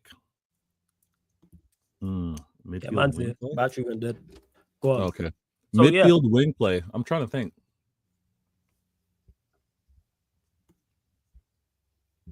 You know what? When you become slow like that, they chuck you up front like a Welbeck or a Vardy. How should they pay for Bruno? Should they pay for Sancho? Gunnar, I want them both gone. Wow. I can't clarify that enough. I'm someone who said, was it 2 seasons ago? 3 seasons ago, we should sell Sancho. I said this in the summer. It's documented. Probably 2 seasons ago. I can't remember what summer it was. Yeah, it's probably Might have Ten Hag's second season. Was it Ten Hag? Yeah, it was probably Ten Hag's second season. I said this. So what are we talking about here? I was someone who said that early. No one was saying that. And Sancho don't play for us. I'll say this. The rumors of the players, and I know you want to talk about the outgoing, so I'm going to emphasize this. Go on. I think it's the best thing for their careers. I think Bruno leaving United, I think of Garnacho, I even think of Højlund. I think them leaving United would be better for their careers. Obviously, you guys are going to be happy as United fans, but honestly, I think it's a win-win. I think the player, you can admit, United, it's a toxic place. Yeah, absolutely. It's radioactive. Yes. I'm just talking outgoings. All these players that you say haven't been good enough, they need to get out the door. We've seen players that were crapped on every day. Before we carry on, but just quickly, Neil, what excuses have I give Sancho? Sorry, go on. Yeah. Take that elsewhere. If you're going to call out, you're going to have a conversation with me about something, state stuff I said. What excuses have I gave Sancho? Sorry, go on. And we've seen it because McFred were killed by your fan base. You'd admit that. Yeah, absolutely. And obviously, you look at what's happening with that said player. Who? McTominay. Props to him. Yeah. He did what Ashley Young did. He did what Damian did. Went and won a skedaddle. Props to him. Yeah, but not just win it. He was very good in that. Yeah, he was integral to it, as was Damian to one of the two that Inter Milan did, and Ashley Young was as well for the one he got over there. Props to him. I'm not downplaying it. Props. I think it was a good move. It was a good move for you. And I think the players that, again, have been getting the criticism, rightfully so, but they should know that there's life after United. When I left earlier and I asked a question about the mentality, I'm going to be real with you. If players have options, and this is no diss. If players have options, I really question why they go to United now. Like I get it. Maybe you see how you guys do next season, especially if they're not in their final year of a contract. If it happens to be like, you're transferring, or obviously release clause and all that kind of stuff. But I question why players are choosing to go United now. So when I asked the Cunha question, like, are you questioning his mentality? Like, what's his ambition? What's his motivation? Is he, because you've seen players go to United for the money. That has that ever really panned out to be a good thing? I think all players come to Manchester United for the money. I don't think there's one who hasn't. It's a part of it, because no player plays here for free. But yeah, but it's got to be what's the highest priority? What's the just ball what's the again? main reason? I just want you to ball out. I don't care why you're here. Just ball out. I think if a player is going to your club, I don't care. Rooney wanted to leave and balled out. I don't care. I'm balled out the next year. Couldn't care less. Put in a transfer request and then balled out the next year. Again, couldn't care less. Play ball. All right. Wanted to leave. See, this is what I'm talking about. That was a different United. You weren't this.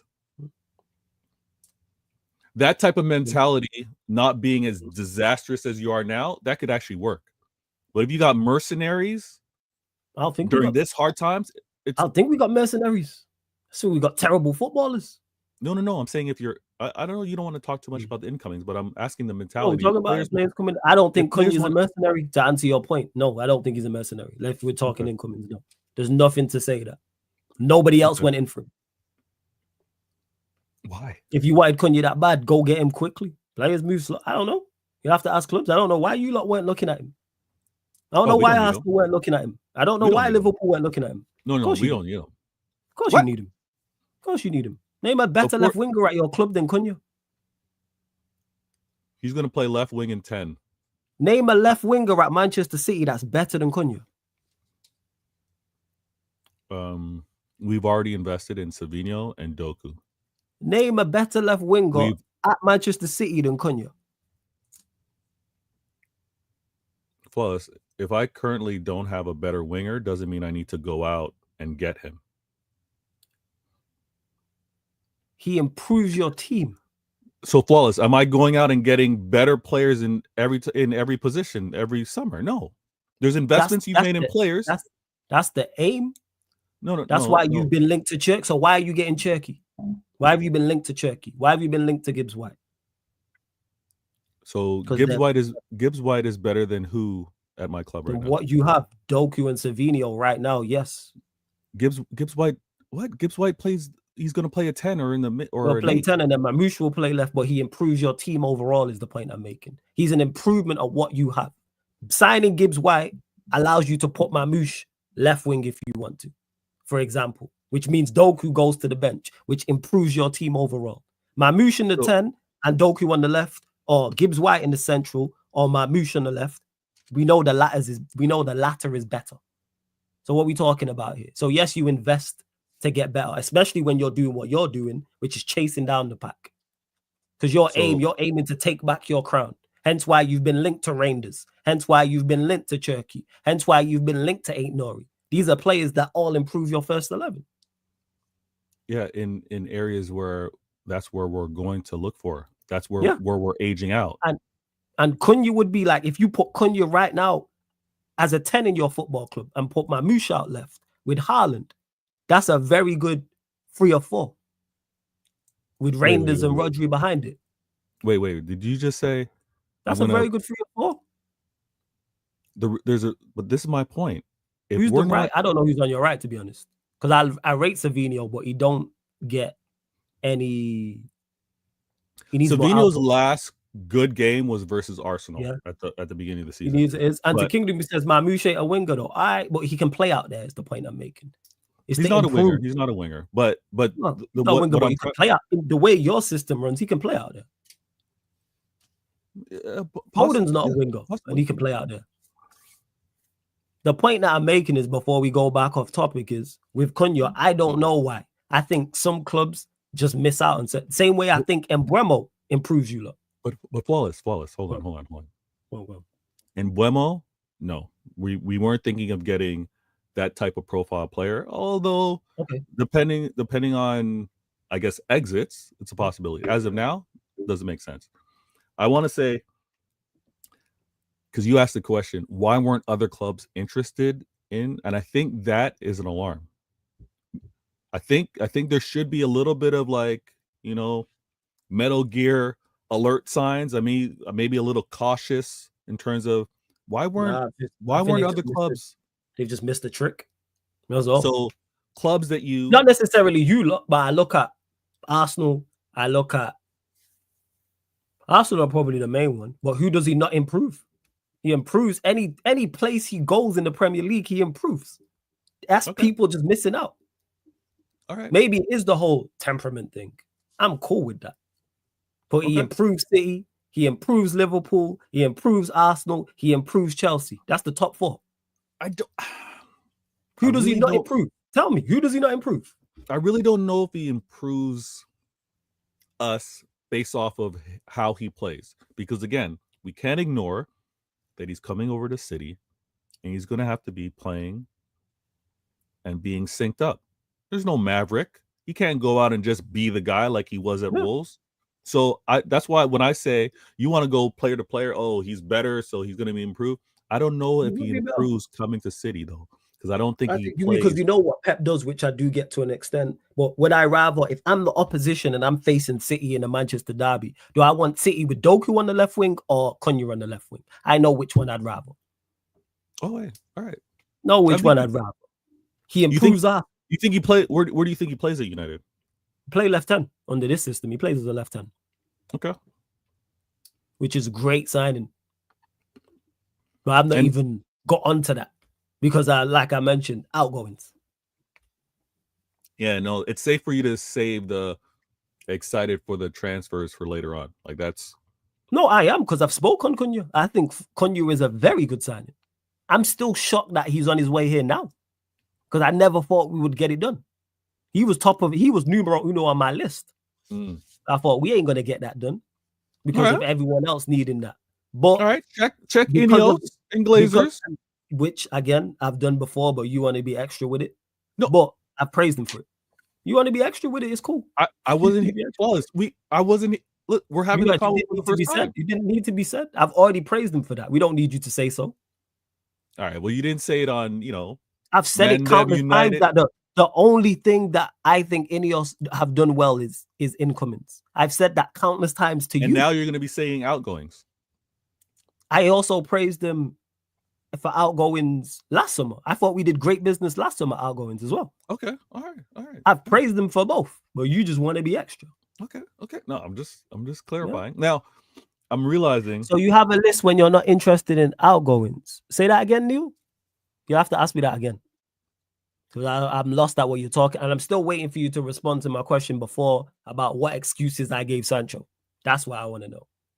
So, but where was we? You may not have given Sancho excuses, but don't give him an out. I want to hear what Neil's got to say because he said it. What? I like Neil. I'm not giving him an out. I'm just saying I don't know. I don't give him ideas. What? I'm lost, Neil. So you have a list when you're interested. I'm lost, Neil. You're gonna have to clarify again. Big up Black Diamond as well. Don Dada, good to see you in the chat. But where was we at in regards to it? What was you saying? Where was he at? Yeah, Cunha about players. I think people are just missing the trick. Same with the Embremo. Same way I think people missed the trick with Maserati. For 12 million, I think he's a steal. Guess what? No one else was in for him. And everyone knows him leaving Bayern was nothing to do with football. It was political reasons. I think people, you could have done with Maz. You would still want him as a starter? Maz, yeah, absolutely. I trust him. Big fan of Maz. Wait, where's he playing for you these days? Right-sided centre-back. Okay. He's our best. He's our best right-sided centre-back to me. So you're saying we could use him because he'd be our right back? Is that why? Yeah, you lot could have used him. Yeah, you lot could have used. I'm saying this season, you lot could have used him. Oh yeah, okay, gotcha. He fits because he's one of them. I think he can just mold into whatever you need as a fullback or a centre-back. Not exceptional. Not hey, splash the bag, 80, 90 million. He's just consistently good. Okay. Now, and he's been playing out, and him playing as a wing back, and he's not a wing back. I hear it. He has no wing back attributes, and he still plays it to a good level. Zero. He's not a wing back whatsoever. I read it. He does not have the athletic. He's athletic, but he's not wing back athletic. He's not particularly strong. He's not lightning quick, but he's just good across the board. I want to say this because I'm realizing time. I know you got your NBA playoffs as well. Yeah, cool. We can be like, wait. It's all good. It's all good. The season's past us. I had a difficult season. You've had a difficult season. We're obviously in the window's not quite open, but the rumors have been all over the place. Okay, let me get to this. Sancho was given a lot of excuses. He went to the mountains, came back. We blame System Ten Hag. He was false nine, never got enough minutes. There was loads. Never said any of these things, Neil. So who are you talking to? Who are you talking about? Please be direct. What are we talking about here? I was the one who said we should have sold Sancho the season before. The summer before he should have been sold. He was never going to work here. That's why I don't want him back. So after his first season, you were like, nah, he's not going to work. Was it the first season? It was either his first or second season. Was he here under Ollie? He wasn't here under Ollie. Yes, Ollie signed him. He was an Ollie signed really? him. Okay. He was an Ollie signed him. I don't know where we got this from, that I'm Sancho FC.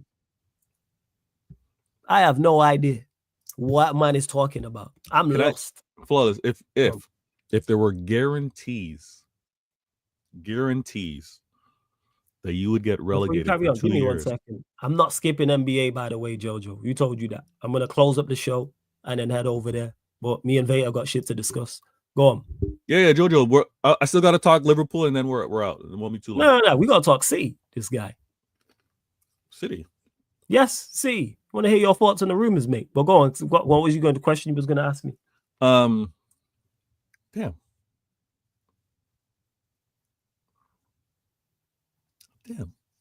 You lost it. He'll come back. Players, summer.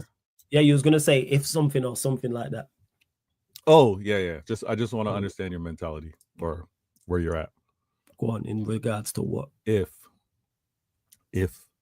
being relegated for 3 years meant guaranteed Glazers would leave your club. No. Absolutely not. No. Okay. I believe you'd ask me that. But Manchester City, you lot linked that. You lot have been linked to Cherki. Talk to me. Thoughts? Hey, if there's any doubts, if there's any doubts that Manchester City are not going to respond to the threat that Liverpool are now posing, I don't know where y'all been at. I don't know where y'all been at. This has always been, obviously, with the arrival of the new owners, they put their sights on wanting to compete, wanting to be the best. And when you do something like that, you obviously have to set a target.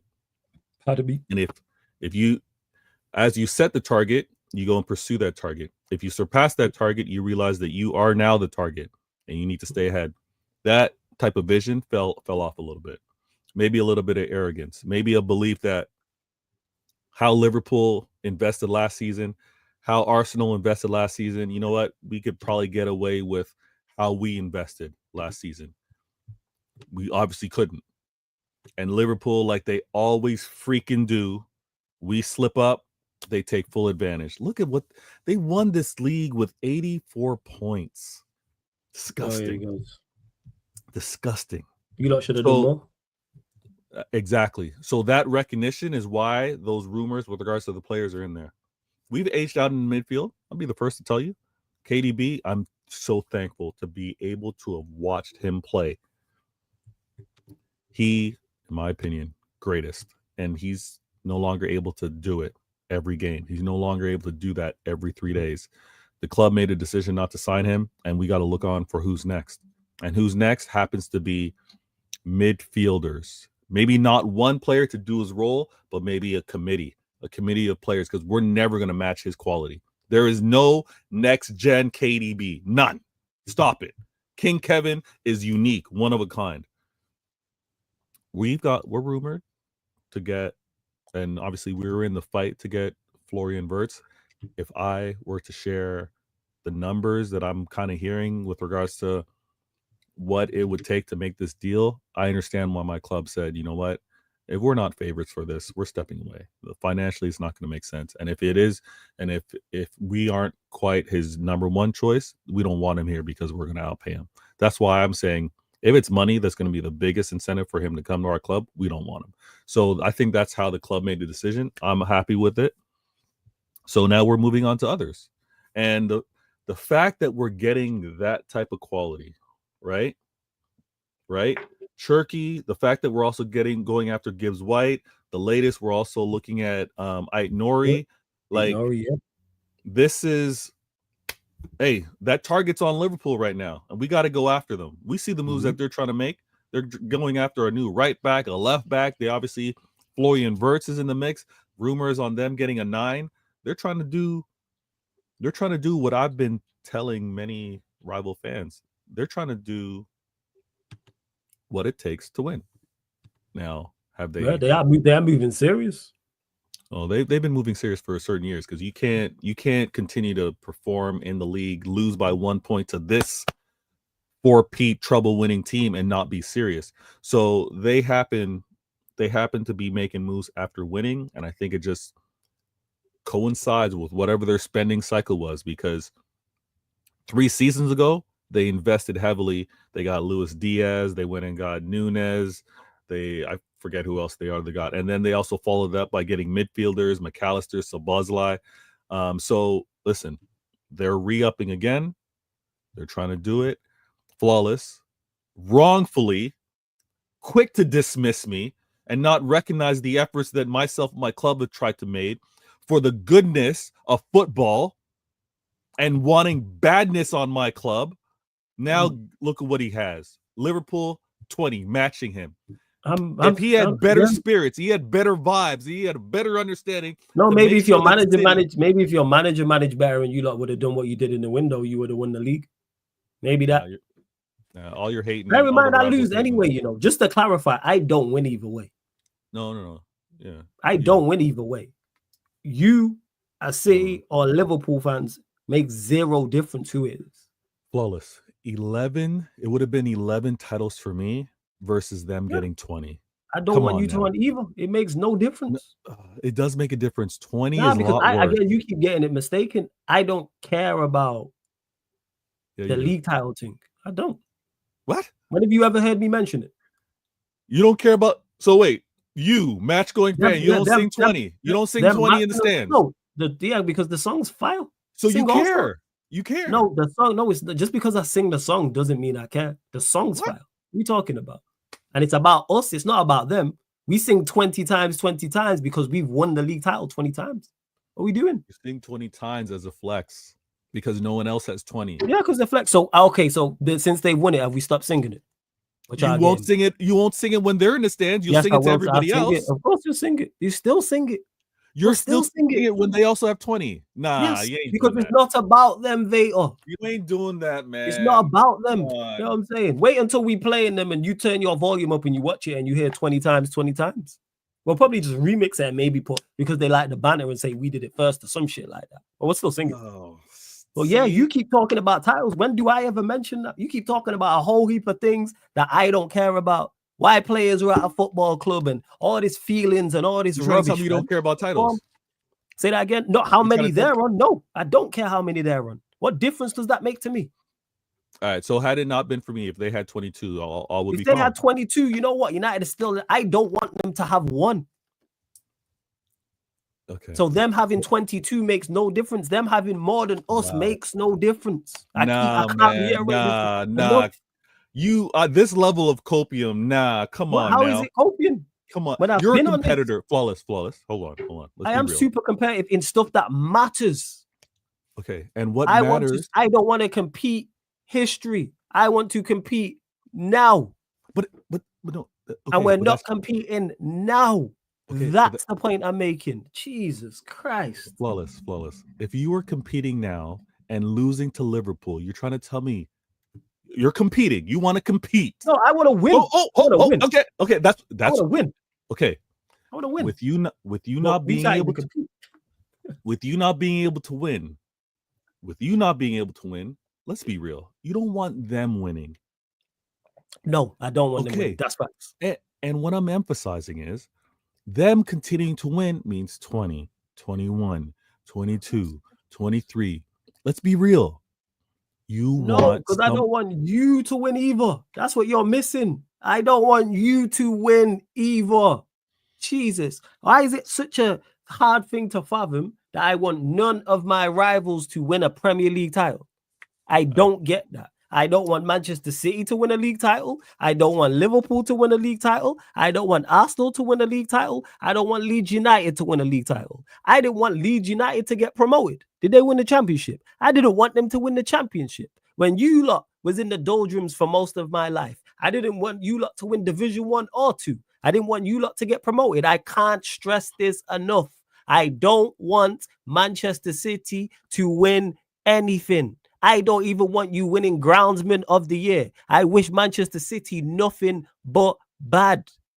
There's none of this lesser of two evils nonsense. I want Manchester City to do nothing. I want your senior team, your reserve team, your under 21s, under 20s, 19s, 18s, 17s, 16s, 15s, 14s, 13s, 12s, 11s, 10s, 9s, under 8s, under 7s, under 6s, under 5s. I think that's as far as it goes. I wish them nothing but losses and defeats. I don't want you got a women's team, right? Yep. I want your women's team to win nothing. Has your women's team got a reserves team? I don't think so. Well, whenever they create it, I want your reserve team to have nothing but losses. And when you get the under 20 women's team, I want them to lose. I don't want you to win a thing. I don't want you to win Groundsman of the Year. I don't want you to win Grounds. I don't want you to even get Pitch of the Year. I can't clarify this enough. I don't want your manager to get managerial. I don't want your physio to get physio of the month, if that's a thing. I want anybody involved with that badge underneath you right there to get any award or win anything. Which year did you hate more? Okay. When Pep won his first, or when Slot won his first? What year was it? What year was it? 17. Again, I'm not gonna lie. When it comes to these things, Men in Black, I raised that shit from my memory. I don't remember what happened. That's why I had to ask you what year. You like to latch onto. Why am I latching onto? It was bad enough dealing with it at the time. I deal with it at the time and keep it moving. This season, dealt with it, gone. On to the next one. All right. So you got a season where you're going to be no confidence in a manager, but obviously want good results. That's going to be a great conflict to witness. And you're going to be, as it stands right now, watching another 3-team race between your hated clubs in Arsenal, absolutely, Liverpool, yes, and City. Unfortunately, yes. And you're trying to tell me, you're trying to tell me that you don't have a hierarchy on who you would rather win amongst those three. Okay. No. And in regards to the thing that you mentioned about, it's going to be great to watch. Once the ball kicks off, I support the manager and every single player. Yeah, you support, but you're going to be supporting with doubt. You know, like I don't support with doubt. I don't support with doubt. I support fully during that timing period. All my doubt goes out the window. I'm there to fully back what is going on. And then I critique or praise afterwards. I might critique during the game, depending if someone plays a bad pass, for example. You get frustrated, you get pissed off, but then we bounce back. I support fully. So it's not no conflict. All right. I support fully. As you lot see on my watch-alongs, I've support. I can't stand this lot. Still supported them. All right. Still did every watch-along. So what are we talking about here? So there's no conflict. It's going to be, it's going to be I want a result despite not having confidence in a manager. That's the conflict I'm talking about. Of course, that's not what's it called? That's not a conflict. Because I want to be wrong, so where's the conflict? There's no conflict. Okay. Got him, people. Don't try that, man. I'm too slick for that. Like we talk about there's no conflict when I want to. I'm not one of them fans that want to be right when I'm critical. I want Amorim to be everything that Amorim in say. What are we saying? But because you like to say I told you so. You like to do that. No, I like telling you I told you so. It's you in particular. I don't do this to anyone else. Yeah, I do this to you. That's why. Why me? You know what I'm saying? Is why me? Because of that smug face and that smug smile and the shit you try. You always be trying slick shit. That's why. That's why I love telling you I told you so. Because you try it. No, you try it. You know what I'm saying? And I see the slick shit a mile off. Some of the stuff that people won't spot, I see it a mile off. So that's why I love telling you I told you so. You see this me that you get. It's only really you that like. Oh, get the heck out of here! Get that. You else am I like this with? Who else? You know, there's no one else that I'm like this with. It's mainly. I don't really tell people outside of you and Troops. You're the only two people I told you so. But he does his shit for a different reason. All right. Like that's where that is. Like his Troops is why he does that to me is for different reasons. For different. Oh, okay. Yeah, Tony, I don't even tell. I told you so. Tony just be waffling. So it's not even I told you so. The chat will remind you when you happen to go elsewhere and say I told you so. It's cool. We're calm. No. I'll say I told you so to somebody if they are. I'm cool with someone disagreeing with my viewpoint. That's not an issue whatsoever. But if they strongly oppose an obvious viewpoint when there's no variables. No, you know what's gonna be fun. You know what's gonna be fun. It is. Go on. What's gonna be fun is when you start doing your expected goals. When you start doing all that for the season. We've already done that. Now we've already started that shit. We've already started that. Go on. You've already started. How did you already started when you don't have this? No, we were already joking. So no, I'm joking. So when I was on Saeed's channel and we were talking about Cunha and he was like, all right, bum. How many goals is he gonna get? I was like, yeah, man, we got this, man. 85 league goals in the comments. So we just running jokes. We haven't done it yet. I got you. We haven't done it yet. But listen, I'm realizing because American Waffle is happening, but I there's a few things I got to talk about. First of all, I got to remind everybody Liverpool fans, you're going to hate hearing this, but football won.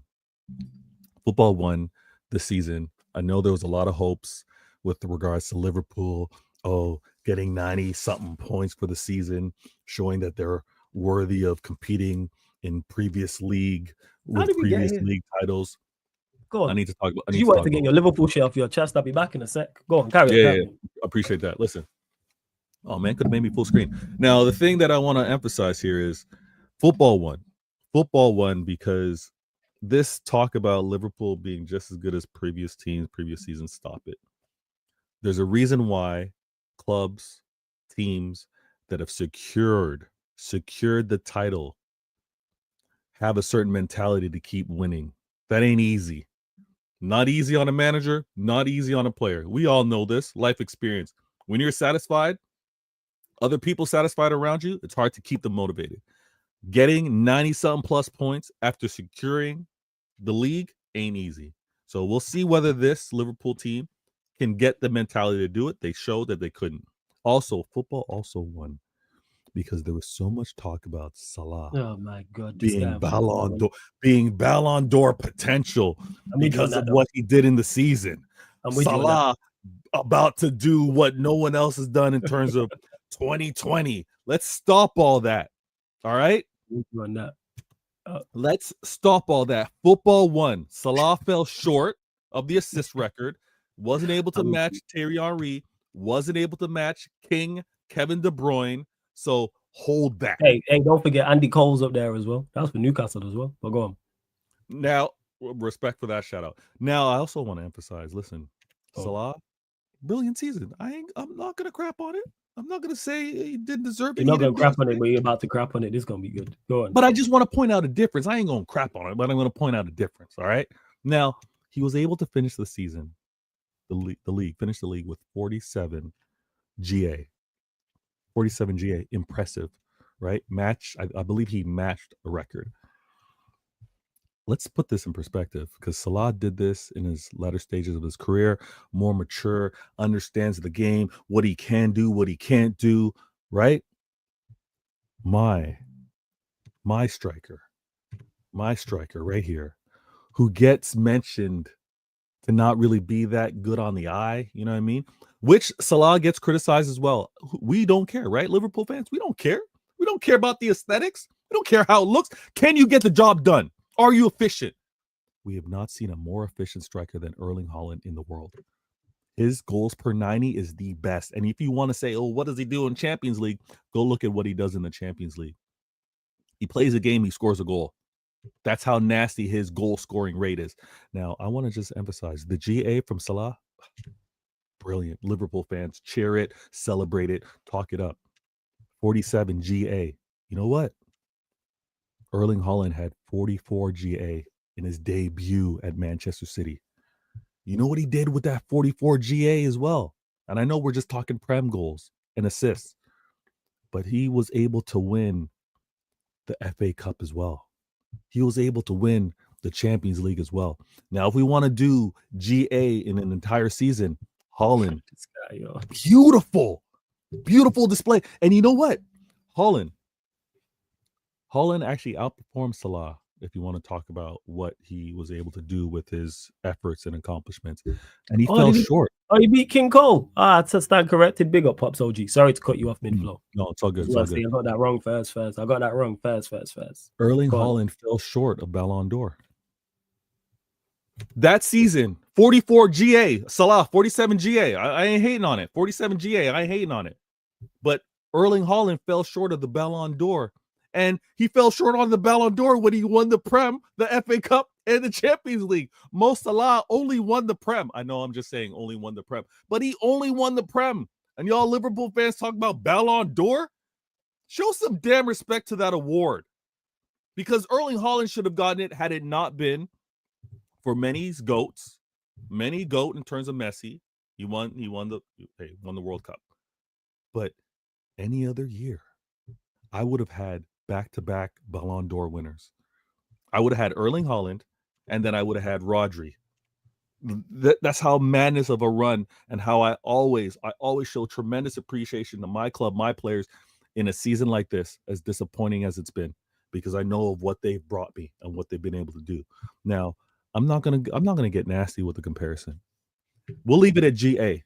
But what do they tell us all the time? This is rhetorical, Flawless, so I don't ask you. I'm not asking you to respond. But what do they say all the time? What's the hardest thing to do in sports? What's the hardest thing to do in football? It's score goals. Assisting's nice. I'm never gonna hate on that. But scoring, that's the toughest thing to do. And you know what Erling Haaland did in his 44 GA compared to Salah's 47 GA? The goal difference, disgusting. So I'm gonna let y'all celebrate that, but just lower your voice, talk up, talk big chest, have that bass with everybody else. Don't bring me this GA stuff with regards to Erling Haaland, because it's very heavy on the A. You gotta emphasize the A with regards to his GA. You know, when you talk about my man's GA, you're emphasizing the G. Erling Haaland is a G with what he was able to do. So show some respect. Talk down to everybody else. Don't do that when you're talking to my man and my club. But bless up Liverpool. Listen, this season's going to be amazing. I love the fact that you guys are spending the way you're spending. I say this all the time. Flawless thinks I'm gassing it. I want the competition. I want that. No, I think you are. No. I give you credit for being foolish. I believe you do want the competition. You do want to face the best. Being foolish. So I do not, but you do want to face the best. Whereas I just won the trophy. That's the difference between me. Yeah, that's the difference, because what I realize is because you love the story. That's what that is, man. No, I love the raising of the level. Yeah. I love having to be better than the. Listen, we all know you love being better than the best. Yeah, you just want to be better than the rest. No, I just want to win it. Yeah, you just want to be better than the rest. I want to be better than the best. Yeah, cool. I just won the trophy, mate. Just run me the trophy. You doing all this extra. The way you would have been shameless winning this Europa, talking about. Listen, nah. You know what? Oh yeah, you already had the bar set. You had your bar set and locked up. If you won that Europa, I actually said that for 24 hours I would have spoke about it, and that's it, and kept it stepping. Even 1 hour is way too much. Yeah, no, let me get my off my chest. Yo, I've been in hell, man. I've been in hell and got some ice water. All right, man. Let me enjoy my ice water. Okay. Actually, warm water is better for digestion. But I'm gonna emphasize. I'm saying I'm in hell, so it's hot down here. So I need my ice water, man. No, I'm still telling you, it's better for you to have warm water. That's all he got down there. This guy, idiot, yo. You're a Red Devil, anyways. You should be used to it. I'm gonna say, this season, the way it looks, Liverpool are raising their levels. I'm excited because it's putting pressure on everyone's on the board, right? Everybody in this offseason, they got to step their game up, right? There's only so many clubs that have the honor, that have the heritage to play in this Club World Cup. You know, Liverpool are moving. This is the first time they've moved serious in a window. Yeah, because they have a window. They're not playing in this competition. They on the best of the best. Be worried, man. Don't let Pep go 0-2 to Slot. That's all I'm gonna say. Don't let Pep go 0-2 to what? Don't let Pep go 0-2 to Arne Slot in the Premier League, is what I said. Oh, you mean lose two games? Yeah. Just 2 league titles. No, the league titles, my friend. Why? Your guy lost twice to Jose. Are we comparing Jose to Arne Slot? Coaching Chelsea. Versus Liverpool, an institution. Hold on. Liverpool, an institution. They got 19 titles. Are we comparing? Are we comparing prime, Chelsea? Are we comparing prime Jose Mourinho to Arne Slot? No. You can walk this back, and I'll let you walk this one back. I'm not even going to get on your case. I give you an opportunity to walk this back. No, this is where I don't want you. No, this is where I'm not going to let you funnel things down. Please walk this back. No, I'm not going to walk it back. This is where I'm not going to let you funnel it, because this is Chelsea with how many titles did they have at the time? This is Liverpool with how many titles? You don't care. They got 20 now, but this is an institution that already had 19 titles. No, it is not just about the team. No, you're not going to do that. Manager. No, you're it's not about just the team and it's about the team and the manager. Is Arne Slot? Is Arne Slot a better manager than prime Jose Mourinho? No, let's not funnel it. No, it's not funneling. I'm asking a question. Is Arne Slot a better manager than prime Jose Mourinho? No. Okay, is the Chelsea side that won the league those 2 years, because obviously we don't know how they're going to look. We don't know. But the Liverpool, no. So the Liverpool side that won it this year, is it better than any of those the Chelsea side that went back to back with Mourinho? The current side. We don't know. Man for man, is it better? You're talking Chelsea's about players. First season and second season, yes. Player for player, yes. Player for player, I'll say no. Okay, all right, cool. We got all right. Just what? Okay, cool. But that's all you want to ask. Chelsea and the club that they were, the club and their framework, the club and their success. How does that compare to Liverpool when you want to just funnel it down to a manager? What's that got to do with Mourinho versus Mourinho losing to Mourinho twice and losing to Slot twice, where it's not comparable? What do you? No. Unless Slot gets, even if Slot gets an exceptional team, he shouldn't, because Slot's nowhere near Pep in terms of manager caliber. Nowhere near him. So Slot is nowhere. Slot's nowhere there. So Slot's close to Pep. Is that what you're telling me? No, but what are you telling me? Mourinho's close to Fergie. Yes. Hold on. At that time. Wait. Before he won at Chelsea. He won at Chelsea. Who's the better manager before he won at Chelsea? Fergie's still the better manager. But is he close to him? Yes. Okay. How Mourinho, how close is extremely close. They sit at the same table. At that time, you would have said at that time he literally was. He called himself the special one. I know what he called himself. No. Let me land the point. He called himself the special one, and we all went, yeah, we get it. Man won a Europa League and a Champions League in back-to-back seasons. Hold up, with Porto. That is special. If a manager did that now with Porto, how would we talk about them coming into the Premier League? He's the next up. He's the next guy. What are we talking about? Man won a treble. I think, did he not win 2 trebles in a row? I think it was 2 trebles. Was it not? With Porto. No. So what did he win with them the year before? I know he won the Europa League and the league. So he won a double and then won a treble. With Porto, I'm talking about. With Porto. I don't think because he won the Europa League and then won the Champions League the following season, and he won the league in both those years as well. I'm gonna double check this. It wasn't back-to-back trebles. Okay, a double and a treble. Okay, so which again is unforeseen now to this day. What are we talking about here? What are we doing out here? Like I said, you want to funnel it to the manager. I'm not funneling it, I just stated facts. Yeah, but when I want to bring up the facts about the difference in institutions, the difference in terms of clubs, they changed as a club with him, and you know that. But they changed with their ownership as a club. Chelsea were not Chelsea of old under Roman Abramovich. And you know this. They changed with that ownership. Same way, you know who changed with a new ownership? You lot changed with a new ownership. You lot became those guys. What are we talking about here? Like City of old isn't the same. What are we doing, man? All this to protect his guy because his guy's getting his ass kicked by a guy with half ability. That's what it is. Overnight? Did we change overnight? No, it's overtime. It's overtime. Okay. Did Chelsea change overnight? They did a better job of it. Yes, they changed overnight. They did a better job of it. Yes, because he got there, and did he not win the league in his first season? Did Abramovich not win the league in his? Wait. Hold up. Did he not? He won. Yeah, he won the league in his first full season, right? Yeah. Yeah, he did. So yeah, they did a better job of transitioning than you. Yes, he did.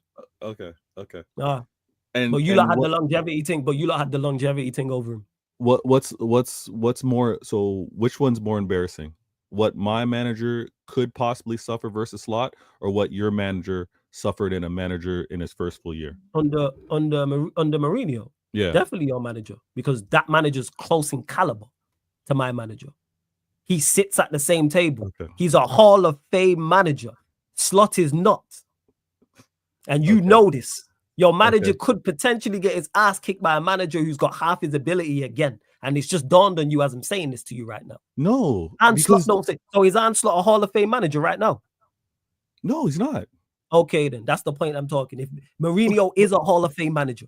Okay, but flawless. We never see. Do you know what's crazy? We'd never seen a run like that. I say this, I go one further. In our era, Mourinho's peak, we've never seen nothing like it before. From 2003 to 2010, those 7 years, your manager, my manager, in terms of Sir Alex Ferguson, did not have a 7-year run like that. No, the only better run is what my manager has done. That's the only better run. Over a 7-year period, it wasn't Bell. Okay, now we're locking this off because no one's had a better 8 years in the Prem than Pep. No, again, you're missing my point. I didn't say 8 years in the Prem. I'm talking 7 years. No, again, you're missing my point. I said 7. He wasn't in the Prem for 7 years, Veo. I'm talking about what he did at Porto, what he did at Chelsea. Let me land. What he did at Porto, what he did at Chelsea, what he did at Inter Milan is the point I'm making. He picked up 2 trebles in a 7-year period. No one's done that before. With those 2 teams as well. You want to talk about with those 2 teams as well. That obviously very, very good sides, but no one had them odds on to win trebles. And then he came here and did something that me and you both know is very difficult, is winning back to back. So do this. Let me see you do this 7 years, because you're obviously picking a 7-year window, or you're going from his first year at Porto. No, I'm going from when he became I'm going from when he got on the scene, from when he hit at so Porto, when he first won, or when he first started the job? When he first won at Porto, which was, I'll tell you now, 1 second. I'll tell you now. I'll be able to tell you. You're trying to tell me that Pep's first time on the job. So his first full season. So I tell a lot. So his first full season. Give me a second. Paul. His first full season. Yeah, he won the league in his first full season. No, he only got there in January. He won it half a season. His first, the first league. Won it half a season. Okay. It was half a season. So so as soon as he got the job, he hit the ground running. So I'm talking about from when he got the job. When he won the league. Up until Inter Milan, we've never seen a 7-year stretch like that. We've never seen a 7-year stretch with 2 trebles, is the point I'm making.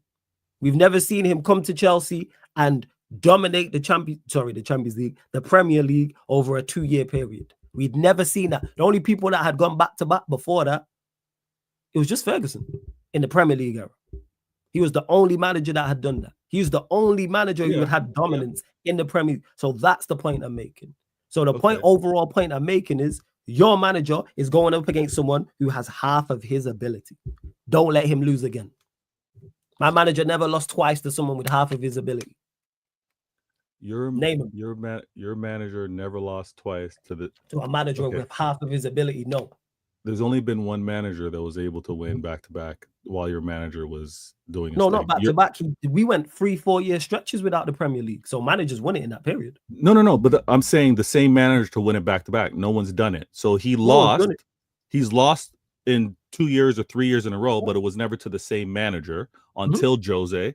And the difference that you're also going to try to negate or not mention is that we don't know what Slot will be. We don't know what Slot is. Okay, so we can do the trajectory right now. Do we think Slot's special right now? I don't.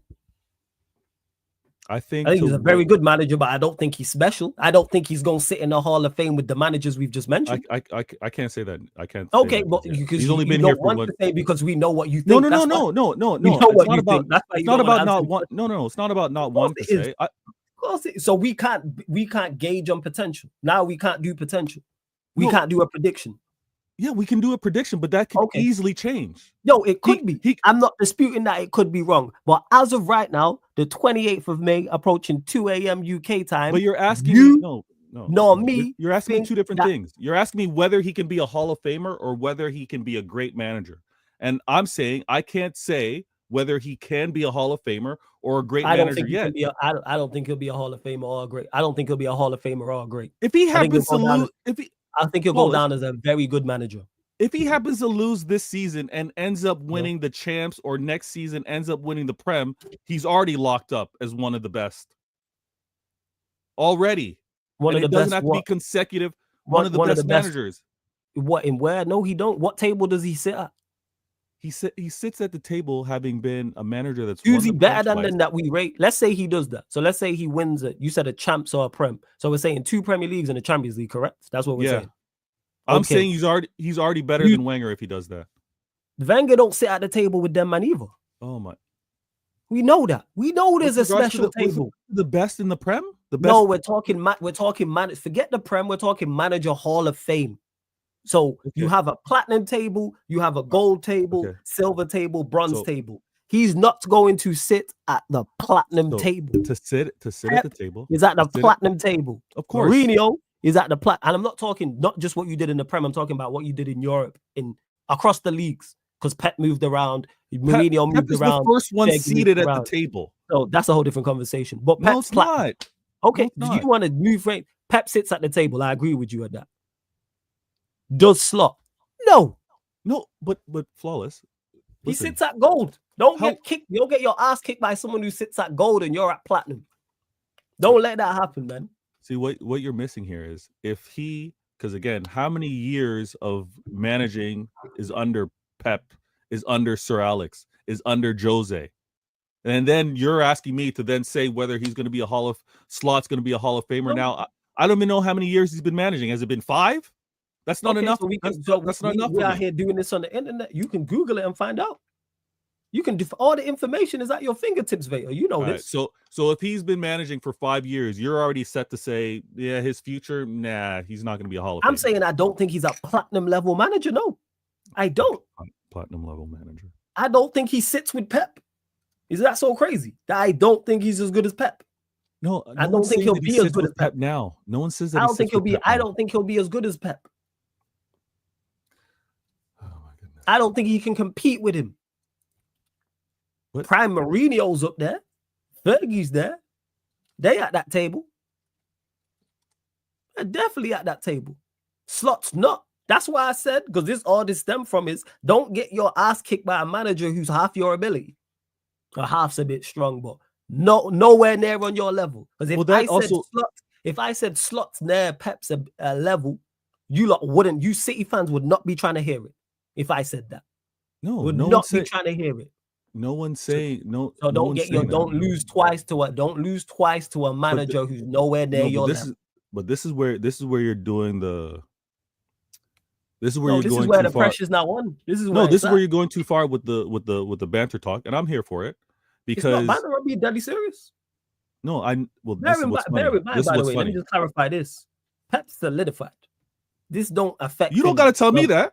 Yeah, Pep. You don't got to tell me that. This doesn't. Solidified. This doesn't even change why Pep is ahead of everybody else if he were to lose the Slot. This is just something, and this is why I said this is good banter talk. This is good banter talk. It's facts, man. It's facts. Don't have these black marks on your. Don't have that black mark on your resume. There's no black mark on the resume. Everyone has black marks on their resume. No one's got a perfect record, including Fergie. No one has a perfect record. What I'm saying is this doesn't lower his rankings. This doesn't change anything to who he's ahead of already.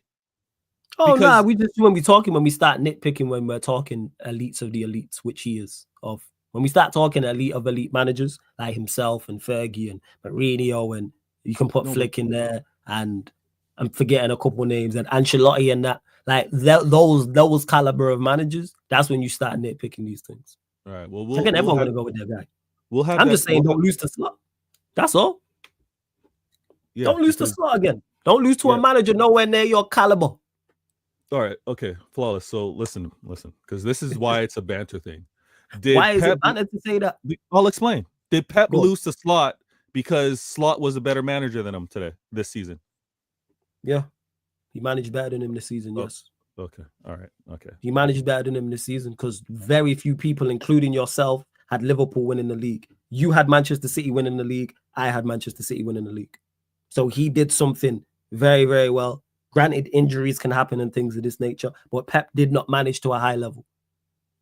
No. Okay. He managed him better because if we do, who did you give manager of the season to this season in the Prem? Manager of the season? Yeah, who do you think was the best manager if you giving out the award? If I'm giving out the award, you're giving out the award. Who gets manager of the season? If I'm giving out the award, yes, I'm giving the award to Slot. Okay, so we're in agreement then. That Slot managed better than him this season. Not that Slot's a better manager. He managed better than him this season.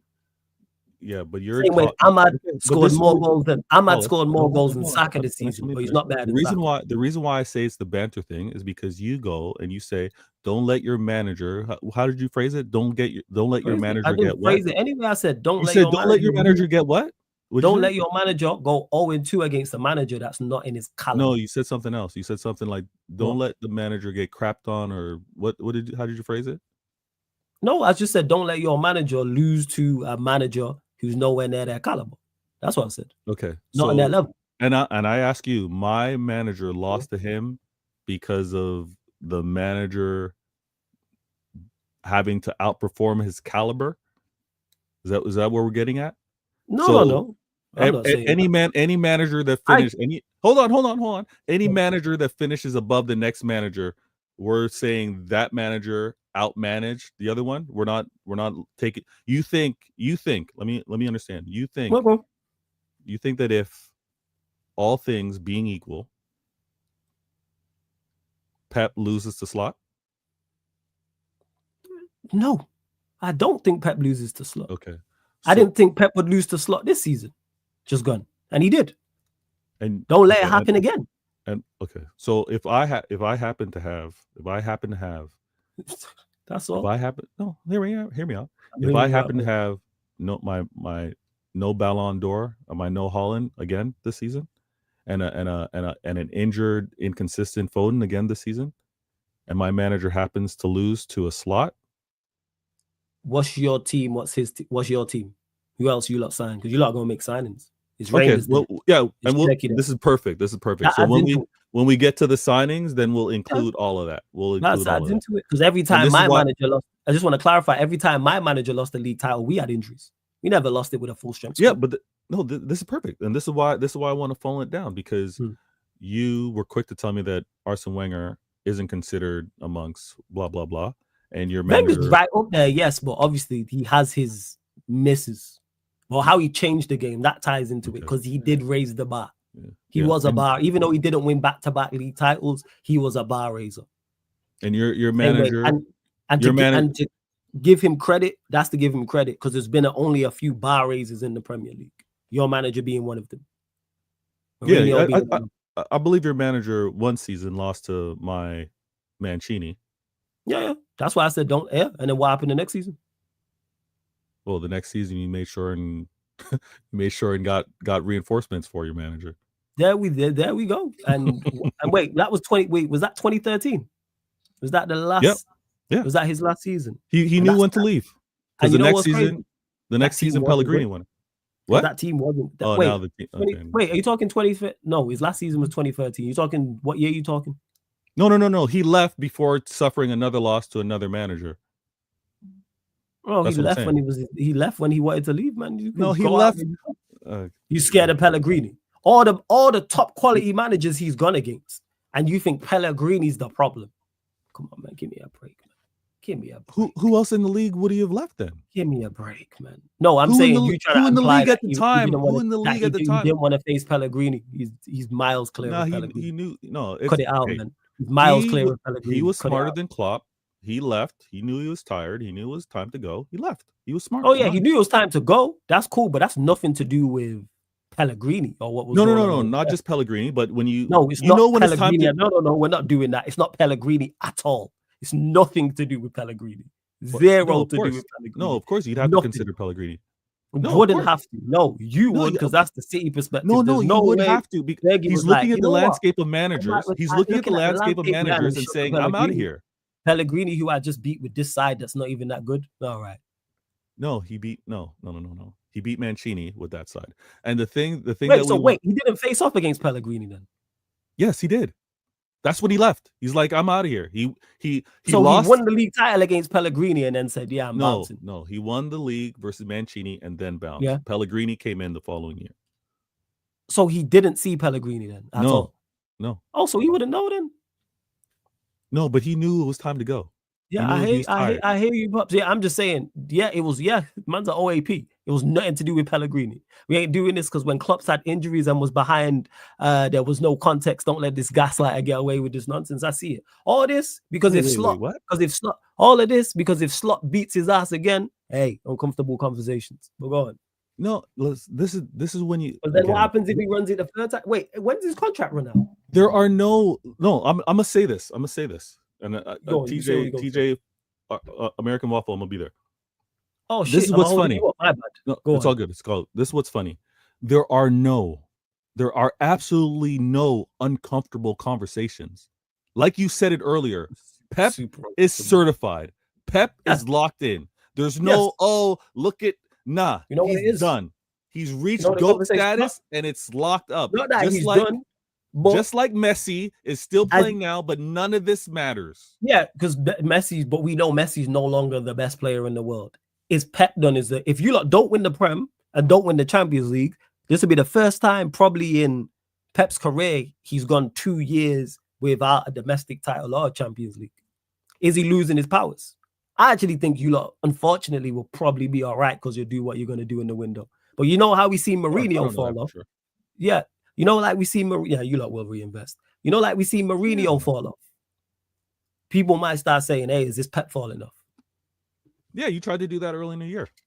No, I'd ask the question. I'm the one who said I don't think I know what your questions mean, Flawless. I know. I asked the question because some City fans were Pep out. Yeah. So I had to ask you, as the City rep, what are your thoughts? There was never a doubt. I don't think Pep's falling off. Even if you lot don't win a major trophy next season, hey, just saying. Is he done? Just saying. Is it over? His contract is 2 years, which he signed this year. So he's got next season and the season after. So he's got 20 till 2027. Yeah. All right, man. Don't let him go out three losses in a row to miss the onslaught. Just saying, man. We could care less about winning in the league. The league games don't matter. But with regards to winning the Prem, yes. No, that's matters. When I say 3-0, I'm talking about not the games. I'm talking about the Premier League trophy as well. When I say don't let him go 3-0 on the way. No, I also know when you say don't let him, you actually mean because you want us to win. There's no way you want Liverpool flawless. There's no way you want Liverpool to win 3 in a row. Stop it. You're right. I don't want Liverpool to win 3 in a row. That's how I know. I don't want you lot to win 3 in a row. What's your point? Okay, so now you got faith in Arteta winning a Prem. No, I don't want Arteta. Okay, so it comes it comes back to City. You don't have faith. It doesn't come back to your logic's not logicking. How is it not logical? Because like my nephew said in the chat, you only got one up, so you have no idea what it's like. That's why. It's just us. I got no ups. What are you talking about? You got no up. I'm talking about United versus City, that rivalry. No, that's y'all ain't ops anymore. Y'all ain't ops. Oh, it's like that. Oh, is it? So you want us to do well? You doing well? Yeah, get 10th. So you want us to win? Wait. So Manchester United are playing Premier League games, and you want us to win? Yeah, win maybe every other game. Win a couple back-to-backs. So there is rivalry there then. Okay, so there is rivalry there because you don't want us to win every game. So we have to just dispel that nonsense. But go on. No, it's not nonsense. Of course, it's not nonsense. I don't want you relegated because I think if you're relegated, your owners leave. So I actually want you to. I want you to flirt around this. Yes. 10, so you want us to suffer. Why do you want us? No, that's not suffering. That's not suffering. Of course it is. Okay, you want us to not do well. Yeah, but it's not okay. Why do you not want us? Okay, so you don't want us to do well. Why don't you want us to not? Why do you want us to do well? Because I don't like your institution. I don't. Okay, why don't you like our institution? I don't like your colors. I don't like your. Why don't you like our colors? Why don't you like our club? But it's not a rivalry anymore. Why don't you like our club? Because of the history. Because of how we're hated clubs, Flawless. You know this. Okay, so it's nothing to do with United and Manchester City. So again, but we're not right. No. I'm just saying this. Sorry, from a competitive standpoint, we're not rivals. That's real. Yes, of course not. So that's what I meant when I was like, we're not rivals. That yes, but we're rivals. You kind of took it a different way. Manchester United to do badly. Yes. But from a competitive standpoint, that's my reaction. We're not rivals. Yeah. No, we're not in that sense, but you want Manchester United to do badly. That's the point I'm making. Yeah, but not as bad as you. You want me relegated, destroyed. I want. Yes, but we still, again, you nitpicking. You want us to do badly. What are we talking about here? But that's it. Again, okay. You want us to do badly. Like I said in the very beginning, you're a Manchester City fan. Of course, you want Manchester United. Our rivalry is different. You want my club destroyed. I don't. I don't want you destroyed. I just want you lot in League 2. You said I want that you on in League previous shows. I want you in want League us 2. annihilated. You League said 2's annihilation. Yeah, League 2's annihilation. Okay, I don't want that for you. Yeah. I don't want that. Okay, So cool. Yeah, because you try to play this nice guy thing, innit? I'm not with all that. You know what I'm saying? You try this holier than thou stuff, this holier than thou shit. Listen, you know what I'm saying? That runs. I'm not Canadian. with that. I'm a nice I'm guy. Canadian, I'm so I'm kind. I know what it is. Yeah. I know I'm some kind. fraud Canadians. I'm saying, this is what it is.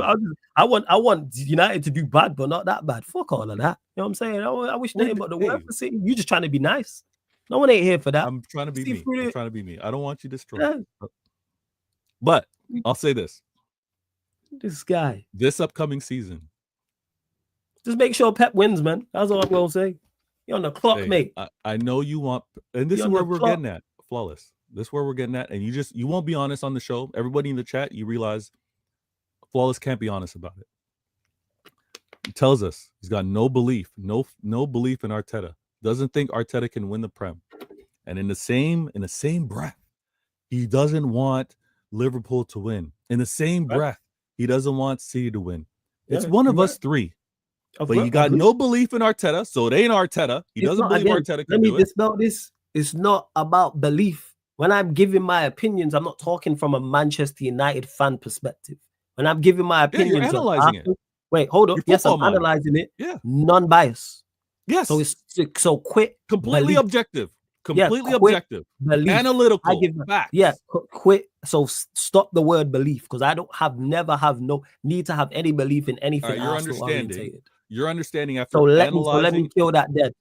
Yes, I'm analyzing it that one of you three, actually scratch that, one of you two, City or Liverpool, is going to win the league. I understand that from a football fan perspective. Now, from a Manchester United fan perspective, I despise the fact that they are the two options. And I'm understanding that they are the two options. But what you failing to understand is I do not win either way. There's no lesser of two evils. City winning the league turns my stomach. Liverpool winning the league turns my stomach. Manchester City winning a football match turns my stomach. Liverpool turns my stomach. The badge there underneath you on the screen turns my stomach. Sometimes when I do my shopping near your ground, turns my stomach, because I can't stand you lot, because I'm Manchester United through and through. And the same goes for Liverpool Football Club. There's no lesser of two evils. I don't want you to win. I don't want Liverpool to win. Just to clarify for that. Yeah, to BMW in the chat, I'm hoping actually Chelsea can get their shit together. Highly unlikely, but they're the last hope, because they're the closest to these lot. You're disgusting. Are they not the closest to these lot? Are they not the close? Where did they finish in the league? Did they not finish fourth? Yeah, they finished fourth. All right, that's my point. So they're the closest to you lot, as of now. When shouldn't you be actually hoping for Newcastle? I put Newcastle in the same bracket, yes, but they're not the closest to you lot. Well, I'm hoping Newcastle can do something. Maybe great, yes. All right. Newcastle, Chelsea, who else is there? Forest, Villa, any of them. Anyone bar you three and Leeds now. Well, it's going to be us three. It's going to be you two. Well, at the final day, sure. But on maybe by week 32, week 33, week 32, week 33. Again, you're doing all this when we do our predictions before the season starts mid-August, and then the end when the window shuts, you're not putting Arsenal first or second. Stop. You're putting City. You're either putting City or Liverpool first and second, man. That's your top two. Let's stop it. We'll see. There is not no we'll see. Bookmark this now, people. When me and Vader do our predictions, because I'm going to do predictions with everybody as I did last season. I'm not doing. Wait, hold on. Before you do that, are the predictions after the transfer window? We do two. So we'll do one before game week 1. We did this last year. I don't know why you're looking at me like this. We did it twice as well. Don't worry, I date it. So we do one, myself included. We do one before the season starts, before game week 1, and then we do another when the window shuts. We do two. Okay. I don't know why he's doing. People, you know what's crazy? Me and Veda did this past season, where we did two. I have two predictions from you. You had one at the start and then one at the end. And the reason tying back in the whole show going full circle when you're like, why do I like telling you I told you so? And when you were trying to convince me United could finish third. nonsense like that. That's why I like telling you I told you. See, this is the problem. The way you phrase it. I wasn't trying to convince you of anything. You asked me my You're telling me I was prediction. wrong. No. Telling me I was wrong. No, I wasn't. No, I wasn't doing that either. How am I trying to tell you wrong? It's a prediction. If I predict us to be 7th at best, closer to 8th, and you're telling me 3rd, and I'm telling you there's no way now we can finish 3rd, and you're telling me we can finish 3rd, you're telling me I'm vastly underestimating the team. You're telling me I'm wrong. What are we talking about here? No. I'm trying to justify. Yes, you are. You are. How are you not telling that? You are literally telling me. I'm not telling you you're wrong. I'm telling you why I'm predicting what I'm predicting. Yes, and we had the debate about it, and you was wrong with all your opinions on it. Okay, but that's my opinion. But I'm not trying to convince you. No. And your opinion was horrendously wrong. Okay, but this is why I had to speak. And that's why I told you so, because you knew your opinion was nonsense. Because you predicted Manchester United to finish 3rd and had us 3rd best nothing. No. Listen. How explain this, people?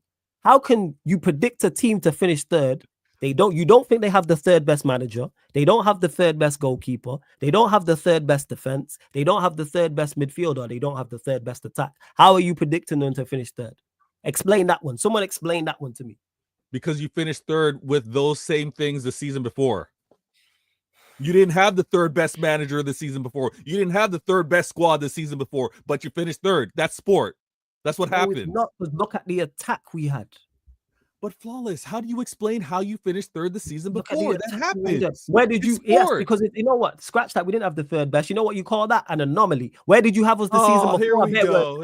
So I was predicting another anomaly. No. Where did you have another anomaly then? Yeah, 2 in a row. When did you get 2 anomalies in a row, Vale? Where did you predict us that season we finished 3rd? No. This is gonna be good. Where did you predict us the season we finished 3rd? I don't think we were doing predicting. No, we weren't, but you would have had I guarantee you didn't have us 3rd in Ten Hag's first season, did you? After Ollie? No, you didn't. So we exceeded expectations, which you can do. Well, let's stop acting like we predict to exceed expectations. That's why it's called exceeding expectations. Same way nobody had Nottingham Forest 7th. Yeah, but nobody had Nottingham Forest. So Nottingham Forest exceeded expectations. That's an anomaly. That's not the norm. Obviously, dependent on what they do in the window and others do in the window. See what I'm saying? This is why I tell him I told him. Not really. He tried to tell me about United being 3rd, and there was nothing 3rd best about us. So we finished 3rd in the season. You didn't expect us. We finished 3rd in the season. You didn't expect us to finish 3rd in, and then you predicted us to finish 3rd based off of that. Make that make sense? Makes no sense whatsoever. Flawless. On the final day, Chelsea get a result to finish 4th. On the final day, Aston Villa do what they do, the game versus you, and they have that performance. Had those spots changed up, it's not that far off. So would you hold on. Someone predicting 5th for United, then them finishing 3rd, not that big of a deal, right? You predicted us 3rd. Where did we finish this season? So is this all right, cool. You want to talk about anomalies. Is this season the norm, or is it an anomaly for United? Anomaly to be this low. Yes. Okay, then. Hold on. Okay. But we was never finishing 3rd is the point I'm making. Never finishing 3rd this season. Ever. Okay. All right. So the 15th even we was never finishing 3rd. There was nothing to suggest that Manchester United were finishing 6th either. You were never finishing 8th. You were never finishing 8th. No, you could see why we was finishing 7th and 8th. Them things made sense out those seasons. But because we was living around that. What are you talking about? So me predicting 3rd and you finishing 7th. Whoa. It's crazy. What are we doing here? There's a huge difference between 3rd and 7th. There's a huge difference between 7th and 15th as well. Exactly. What are we doing here? Yes. You're trying to point score when we're both way off. Yes, no, but you're more way off than me is the point I'm making. This is silly. This is real silly. No, it's not silly. You're more way off than me is the point I'm making. Yeah. Who's closer? We both averaged it out. Who's closer, me or you? Yeah, you saying 7th? Yes, you're closer, but it's not by much. Okay, then it's by a lot. It's by 4 whole places. It's 4 whole places. 4 places is a lot. Look at 4 whole places that almost happened between Chelsea and Newcastle. And Nottingham Forest. No, but 4 places is a lot. You was more off than me is the point I'm making. We was never finishing third. Even at our best. Flawless. We wasn't finishing third. You finished this third is why so to clarify people is why I tell him I told you so is because of stuff like this. You finished third the season before. There's nothing. Yes. Okay. So my prediction, as you want to do the point score, and I told you so when we're doing predictions. Yeah. You to a man have said, "Hey, you chose to listen to certain United fans. I didn't come up with this all with me just plucking things out of the air. You listen to the people that you knew was wrong on purpose. Oh, wow. Just like Bruno slide tackling. You didn't listen. Why did you not listen to me? Why did you not listen to me? Why did you not listen to me? Because it'd be a boring show if we both had the same predictions. No. Why did you not? But if we agree, it wouldn't be, because if you happen to agree with me, you happen to agree with me. Why did you not listen to me? Because you was thought, it's better to run this stupid narrative about United finishing third. It was a stupid narrative. It was. Were your United fans, the people that you link up with, were they doing a stupid narrative? Or did yes, because I was arguing with them about it. Yes. No, it wasn't a narrative. They saw it differently. Okay. Narrative is the wrong word, but it was a stupid prediction. Okay. It was foolish. That's what it was. It was food. The thing that Manchester I'm a little more foolish than you. Yes, 100%. Yes, without that. I'm 4 points more foolish than 4 you. places. Yes. 4 places. Yeah. Which is a lot. 4 places in the Premier League is a lot. 4 places could be 4 places is difference between. Listen to what chat. Look at what we're point scoring. No. Here it is. Yes. He said 7th. I said 3rd, and now he wants to be like, I told you so. Because he don't like it. And this is why I told you so, rather than say, hey, I just got it wrong. See how when you got it wrong, though. You got it more wrong than me. I know, but the funny thing is, you got it more wrong than me. I told you so when we both. Yes, the reason why I hit you with that, I told you so, is because you can't admit you wrong. You just said to me you got it wrong. You know what I said? Yeah, I got it wrong.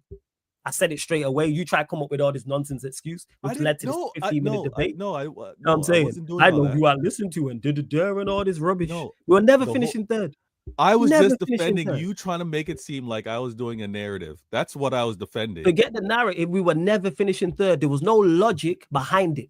No, see, you keep doing that. Logic. No, but you keep doing that because you're dismissing my logic. You're dismissing. What was your logic? There was no logic. See, this is why we go on for 20 minutes when we have these conversations. You're dismissing my prediction, my logic, my thinking, my facts.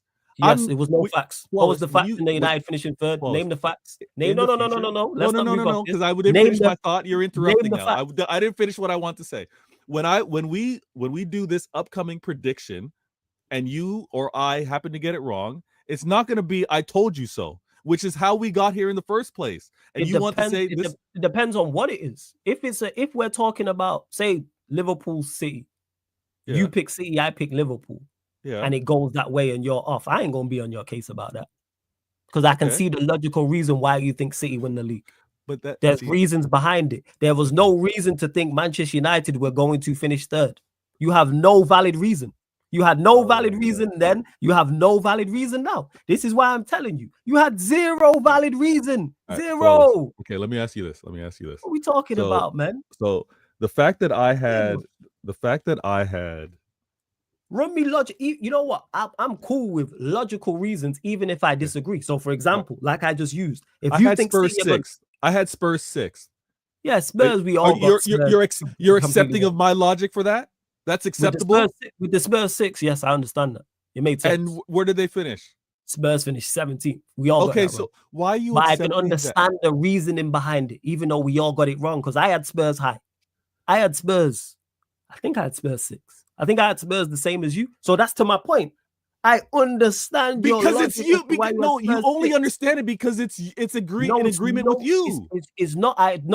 Okay, so we'll go to it. Name the reasons as to why United were going to finish third this season. Don't worry, I'll wait. It's going to be good. Okay, go on. I already told you because you finished third this season before. Okay, so that's one. What else? You also had a manager, and I told you, who he tried to do too much his second year. I think he's going to revert back to what he did the first year, where he finished. A manager who I told you wasn't going to revert back. No, see this again. I told you so, but I'm telling you my logic. I was right. I was right. I have no problem with you wrong about the manager.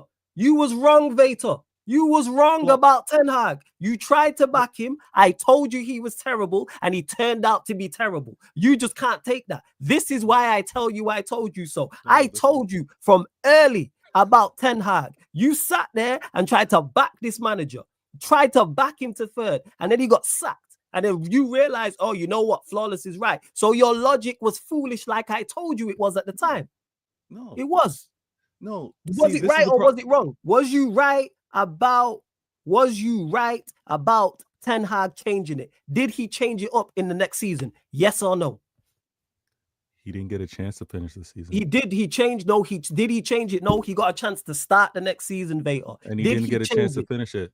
From he didn't August, get a chance to finish it. I'm not answering that. There's no way to answer. He got sacked. Right, okay. Why did he get sacked, Vader? He got sacked because did he deserve to get sacked? Did he deserve to get sacked in your opinion? Sure. He wasn't good enough. So my point is, so you got two reasons. Let's not go off topic. Don't talk over me because the same with Ange. Ange deserved to get sacked this season, but he kept in the job. So I could have seen Erik ten Hag remain in the job. Did he deserve to be sacked? Sure, but could he have stayed in the job? Yes. So Ten Hag, a manager who I told you was terrible, turned out to be terrible because we finished third. No, let's get back to it. Because we finished third last season, and what was the other reasons? So he finished third the season before. He also the manager. I thought he did too much his second season, and he would revert back to his first season. Give us the other reasons. We got two. You also got new players. I thought you'd. Who was new player? Who did we get that you rated? You improved. It has nothing to do with rating. No, how did we improve? Who improved us? What players improved us? Okay. You got your defender in Mazwari. We didn't. No. I'm not talking about no. So wait, hold on. You got no signings going into the. Oh, you're talking about this summer? Yeah, we did get Maz. Yes, but this is not. Yes, you did get Maz. But this is what we're talking about this season. Yeah, this season. Yeah. I got misconfused. Yeah, we got Maz. Yeah. Go on, carry on. Okay, so all of the players that were incoming this season, which you praised, by the way, which you told me, you know what, what Ineos did, I backed them. So when I hear that, and you want to say my logic was nonsense or poo poo, this is what I'm saying. Because you miss out the other parts I told you, but okay. No, Flawless, listen. You miss out the no. You conveniently miss out the other parts that I told you regards to new signings. Go on. We're gonna continue. You all knew he was getting sacked apart from you, Vator. I told you this, that he wasn't gonna make it to the summer of 2025. You tried to tell me I was wrong about this. I was right. You was wrong. Simple. Why is that so hard to fathom, man? Why is that so hard to? Why is that so tough? I told you the manager was dead. You told me different. I was right. You was wrong. This is why it took him a year and a half to get a job now. Same way you tried to back Ollie. Same difference.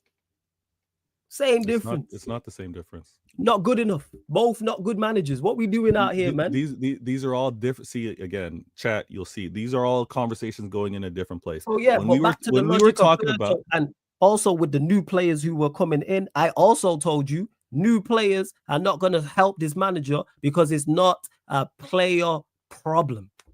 I told you this. It wasn't a player, and we didn't address a key area in terms of scoring goals, which I also told you about. So again, when we want to talk about predictions, when we want to talk about logic, when we want to talk about why did you want to go and say I told you so, let me bring it back, because you're dismissing the logic and you're dismissing the points that I raise on why I say this manager could finish third.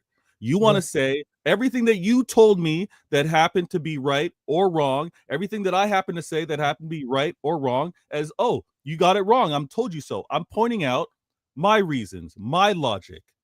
Did I get it wrong with him finishing third? Yes. Did you get it wrong with him finishing seventh? Yes. But at the same time, we had our own logic as to why. I'm trying to tell you there was no narrative. There was no narrative. I already dismissed that. That's all I want. That's all it is. This is why I told you so. That's why I said that. That's why I said what I said. But you also said you have to do I told you so because I don't admit when I get something wrong. No, you do. I'm just being facetious there. All right. So now when we do our predictions moving forward, there is, and there always is, a logic. From people because go on. You go Go. There's always a logic with regards to why I'm deciding on who finishes where. All right.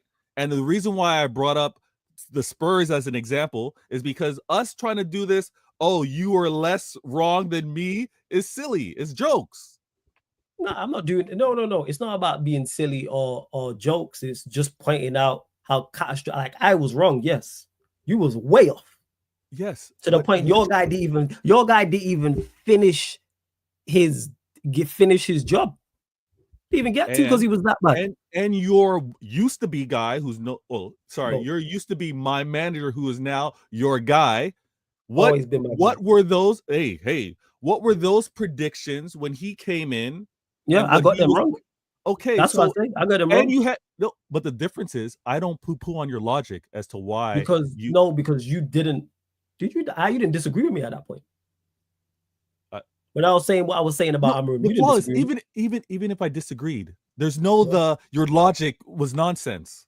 If you disagree with me, you can think my logic was nonsense, and if that was the case, but I'm not. You could be proven to right.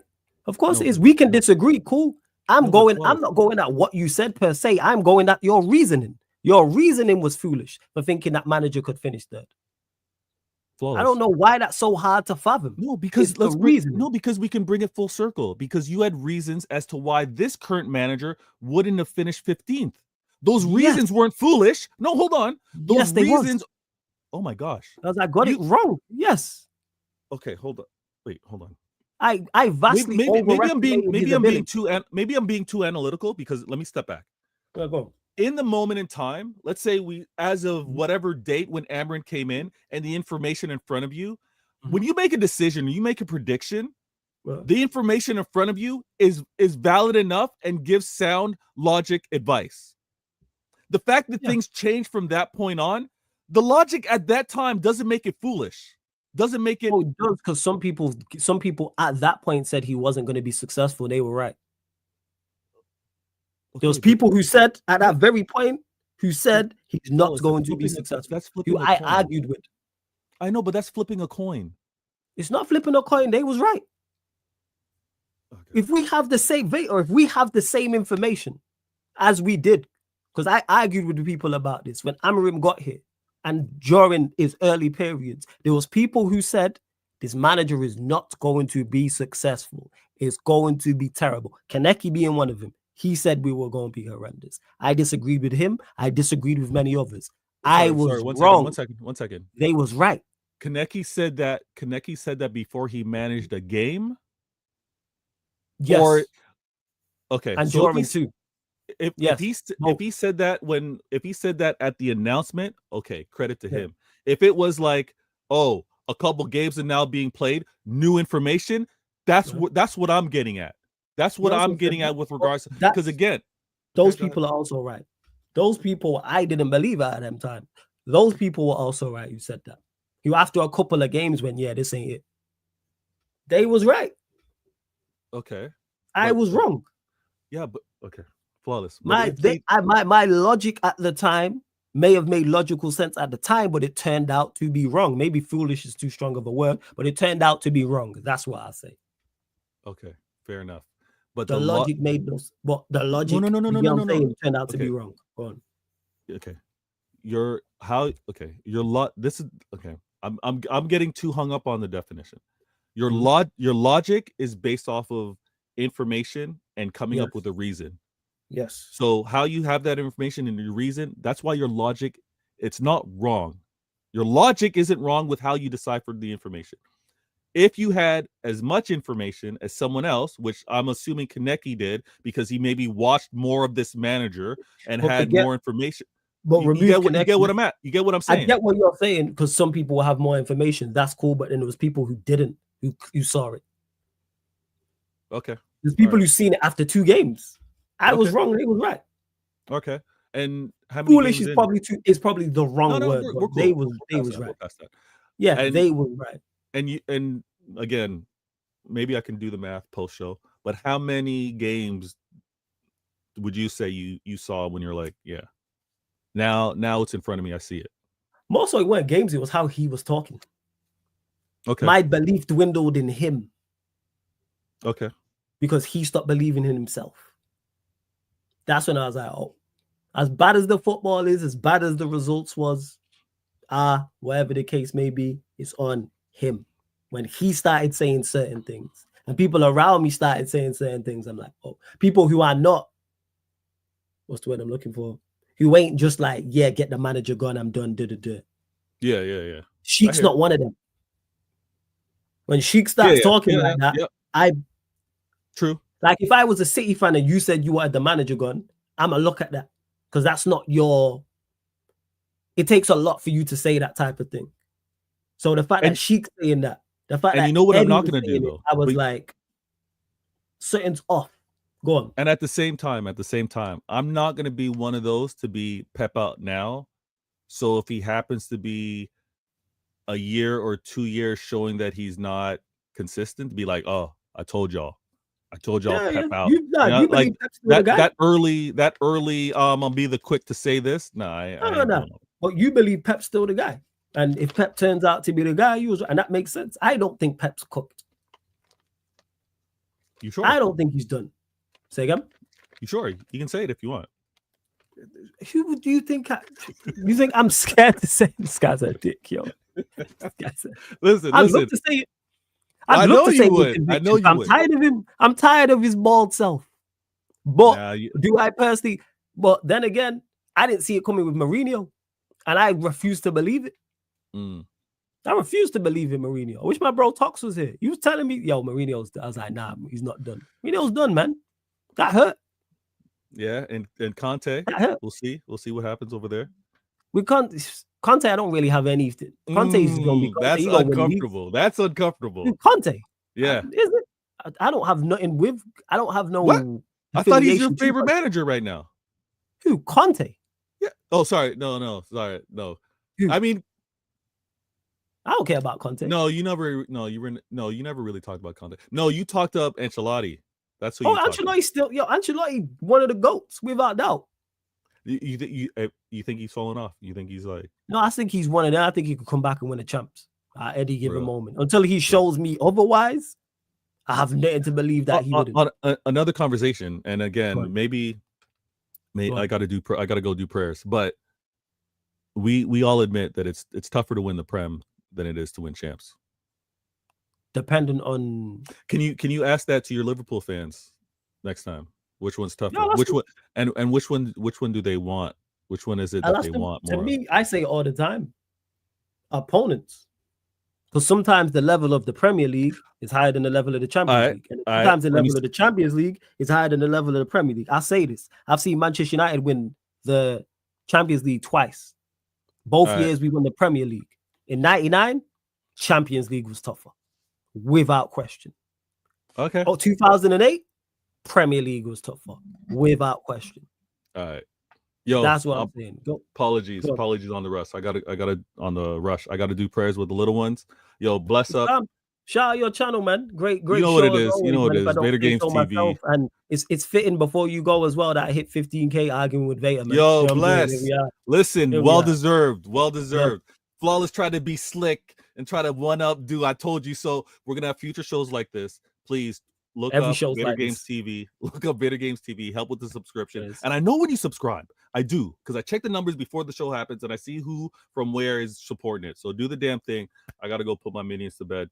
Bless. Thanks for another great show, man. We'll talk soon. Anytime, Vader, man. Love, always good back and forth in regards to the verbal exchange. Make sure you subscribe to Vader Games TV. That's my bro. Just because you lot see us argue, you lot know what that is, man. We literally, it's cousins arguing. That's what it is, man. We had a family function arguing about some shit, like, just because. You already know. So big up to Vader. Please subscribe to Vader Games TV, people. Subscribe to Vader Games TV. And big up to A. Solomon, who's been kind enough to give 5 memberships. So I want to see W's, smoke emojis, applause emojis, all that in the chat for A. Solomon. Much appreciated, people. Much appreciated. For much appreciated to you is what I'm saying, A. Solomon. And I appreciate you lot shouting out A. Solomon. And big up, thank you for everyone who's helped man reach 15K, man. Big up to JT, Ahmed, A. Solomon again, Common, my bro Sheik. Make sure you subscribe to Sheik TV as well. Everyone, man. Nephew in the chat also, man. Everyone in the chat with the 15K, man. We got there. We got there, man. There will definitely be a 15K party at some point as well. Probably won't be Saturday. Probably do it like the Saturday after as well. Nephew says, "Oi, congrats, bro. 15K. Long overdue." We got there, man. We got there, man. 15K. 100%. And yeah, man, happens all the time. The comedy says, "Go to show tonight, Flawless got a little heat." That's me and Vaya. That's family tree. So it's going to get like that as well. Hey, OG, man. Beijing Pops, appreciated, man. Every single time, man. Every single time. Keeman, big up. Gas, man. Don't do the 15K party when I'm gone. Just make sure you pull up for that one, Warrior J, man. Yeah, man. 15K. Gas, I didn't even know. The craziest part, I didn't even know. Shout out to Saeed who helped with the raid. Rants earlier. Everyone, yeah, man. We've gone over 15K now. Crazy. Mad, you know. I hit 15,000 subscribers. Let's go, man. Let's go. And I know the NBA is going on. We'll be over there for the fourth quarter as well. I said 25K coming sooner than you think. I hope so coming, man. Big up Warrior J. Hard work, bro, man. You already know, man. I'm gassed. I can't lie. Look at this joke, man. Yo, I said 15K and 40 points party loaded. Yeah, bro, developed a Manc accent in that debate. You're from South London, G. You hear when you like hear it though. When I'm debating and I start arguing, you hear the Manc accent come out forever. You hear it when I say certain things. That's how you know when I'm like, what? That's when I'm locked in. That just takes me back to arguing with the man or whatever, or my cousins or my uncles or whatever the case may be. Next 50K, big up 15K, man. Gonna get there. Trust me, 15K, man. So what it is, we'll do the 15K party, and then the next party will be 20. So nothing for 16, 17, 18, 19. But yeah, man, over the moon to hit 15K. We got there, man. 15,000 subscribers. Got there. And please make sure you subscribe to the Clips channel as well. Sarcasm City TV Clips. Make sure you subscribe to the Clips channel. The link's in the title. I'm going to premiere a video, actually. And then, yeah, that's what I'm going to do. I'm going to premiere the video and send you over there. Surely you do one for the famous 16K. You know what? I'll probably just release 16 out of 10 merch again or something like that. Because the shop will probably be closed. I'll probably like, all right, 16.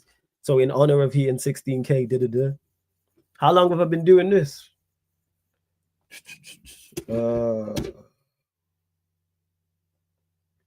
2021? 4 years? 2021, I believe so. Whenever, I don't know if you're in the UK, but whenever the first lockdown hit, like initial lockdown, whenever. Yeah, man. As hey, Pops, I just seen your message. Appreciate it for real. Ahmed has honestly been watching and supporting for time. This milestone should have been reached a long time ago. Big up, much more to come. We gonna get there, man. Get there. Yeah, JT, I think it's 4 years. Yes. I made a lot of mistakes early on as well, but hey, man, we getting there. We gonna continue the content. Your first members video is 6 years ago. It just said, shit, it might have been 2020 then. But we had members. You know what it is, though, nephew. We had members videos before, like we was going live and stuff like that. Was it before? Yeah, before we had like a scale. Like I was on other people's channels and stuff before I was really going live properly on mine, I think. Yeah, we had members videos before I was going live because they were shot years ago. This is when it was the Sarcasm City, because the channel is much older than, you know, the live streaming, and it was just the Sarcasm City podcast. That was the name of the channel as well. That was it. I said dropping Ryan was essential to that group. That's the craziest part. I didn't even drop him. You lot just bully him. And because I don't do Q&As as regular, he's not here as often. Because he's not on any of the like set shows, you know, like Vader's on this show. Yeah, man, we don't grow without mistakes or love, you already know. I hope so, Pops. Man said 25K before the end of the season. Was it 2020? I'll tell a lie, then it's probably 5 years. It was probably 2020. Whenever the initial lockdown was, is when I started. It was that time. But I didn't start going live on the channel. I was on Aaron's channel and others, etc. Adam Francis, you know what? When I first read this, I thought, yo, what is man saying? I thought this was saying wild. Big up, man. I appreciate it. It says, honestly, Flawless, the reason you've not reached over 20K is because you keep it real with your takes and state the obvious that Manchester United are not title contenders and people don't like that. Yeah, I understand that. That's why I don't watch it, because I know I don't have the personality that's gonna go viral. But I'm cool with that because I'm cool being me. So that's what it is. So I appreciate it, Adam, man, and I'm glad you've noticed that as well as I do.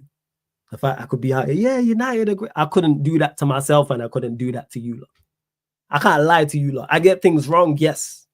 Get things wrong, but I'm never not honest with my takes on, especially Manchester United. I'm gonna give you lot the real. If I think we'll do well, I think we'll do well. You lot heard I was talking about Amaru. You lot heard I was talking about Ten Hag. I was very wrong about one, very right about the other. Here we are.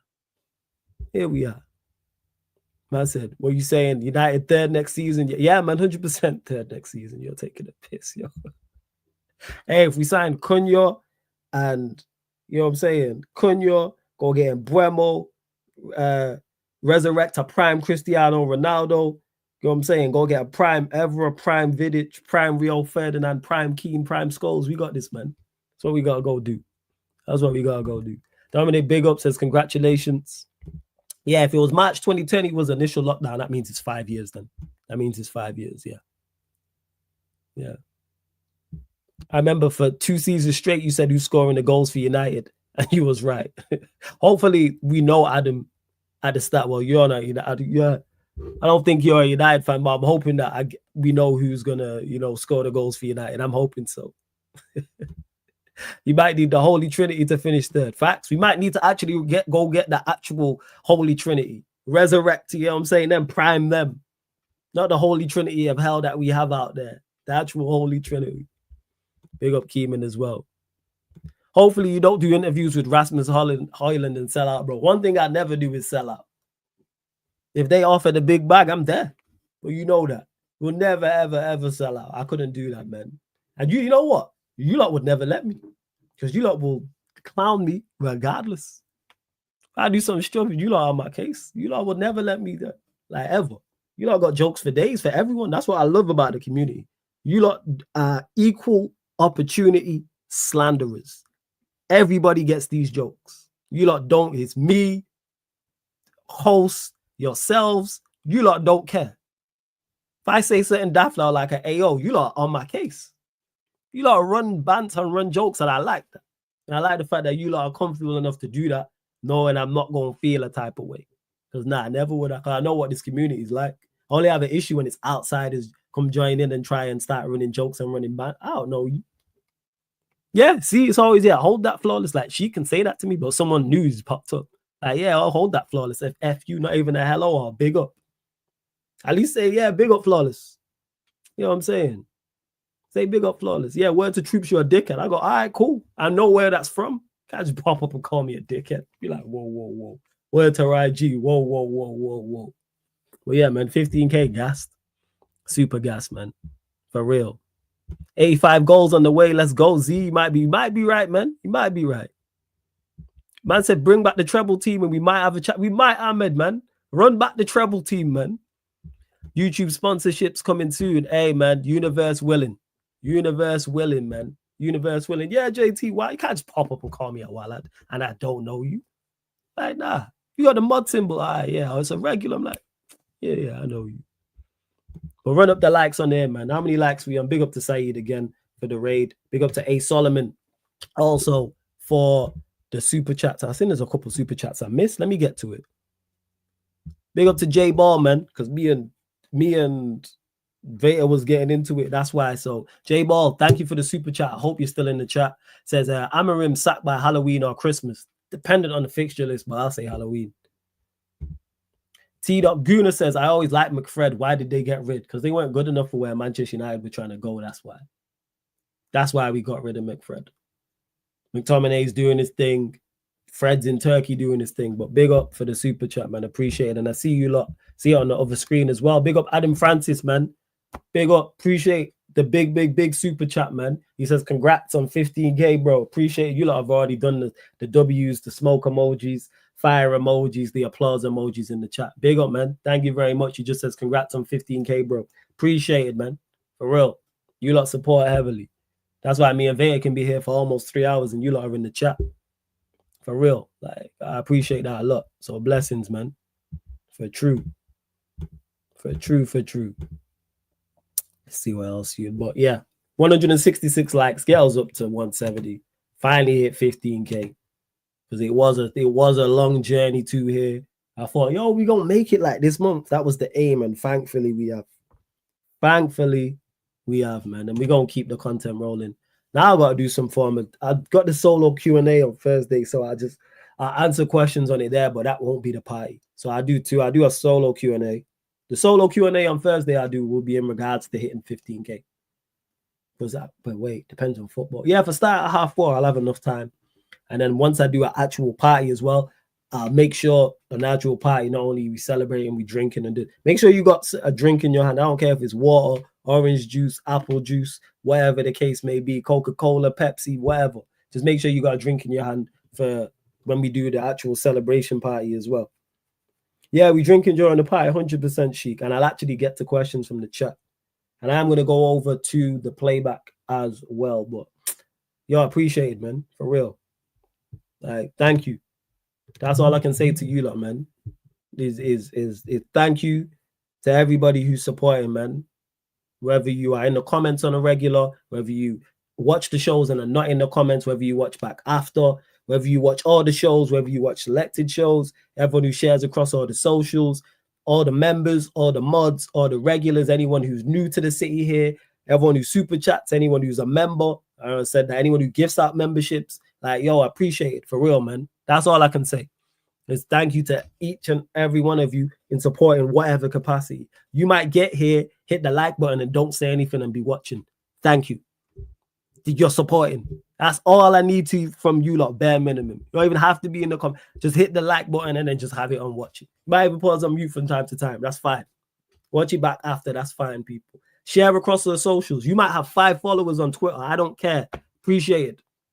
You can have 6 followers on Twitter. You can have 10 followers on Instagram. Share across all the socials. I appreciate that. I don't watch numbers because those 6 followers might be 6 new people who got me to 15K today, for example. So yeah, man, big up. For real. Big up Das Gaming, man. Big up Das Gaming. Says congrats, bro. Well deserved. Sheik says you built an amazing community, bro. You should be super proud of yourself. Appreciate it. Keeman, big up. Big man thing, this community you started and built, bro. Ahmed says, thank you for providing us with the content. Hey, man, we're going to keep the content rolling as well. Just because the domestic season is over, content's still running. NBA, we're going to go do that 4th quarter of Pacers Knicks. Tomorrow, Conference League final, that'll be on the playback. And then Pops and Barnes are not around tomorrow, so I'll probably do a fan calling show, to be honest. I'll probably do a fan calling show. That's what it'll probably be. Keep an eye out. Maybe a Q&A. I'm not sure yet. So yeah, big up Corey, man. Says bless up Flawless, 15K subs, my guy. Appreciate it. I will be doing Club World Cup content. I'll tell you what teams I'm watching now. Hold up. Club World Cup. 1 second. So the teams man will be watching is just looking at PSG, Chelsea, Man City, Real Madrid. That'll be the 5. So that's PSG, Chelsea, Man City, Real Madrid, maybe Inter Milan. Maybe, but that's the 4 anyway. So you'll get Club World Cup. And actually, that being said, Steve will probably do more on the playback. I'm not gonna lie, I have just very, very little interest in Boca Juniors versus Benfica. Or Pachuca versus RB Salzburg. Just saying. I'm just saying. Yeah, PSG's in it. I literally just, yeah. I just pulled it up. PSG, they play Atletico Madrid on the first day, the 15th of June.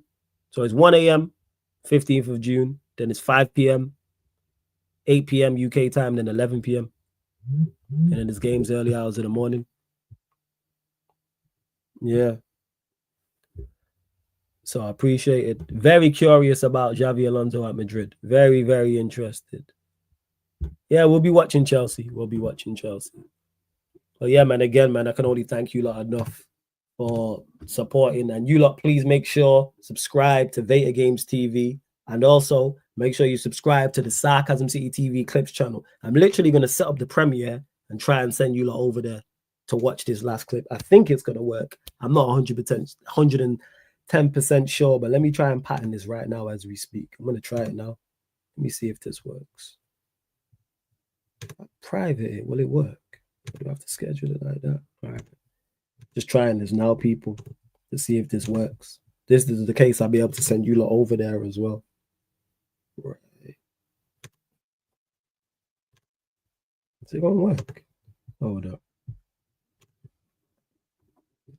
Once a video's out and been viewed, can you set it? Yeah, can you set it to premiere? That's what I'm trying to figure out now. The video's been out, so I'm trying to figure it out. Hold up. You lot supported the Clips channel from early heavy as well. All right.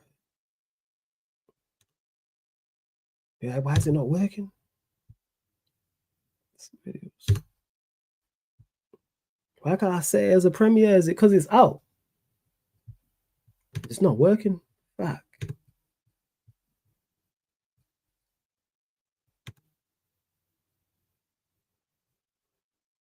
You have to upload it. Oh, that's dead out. Oh, yeah.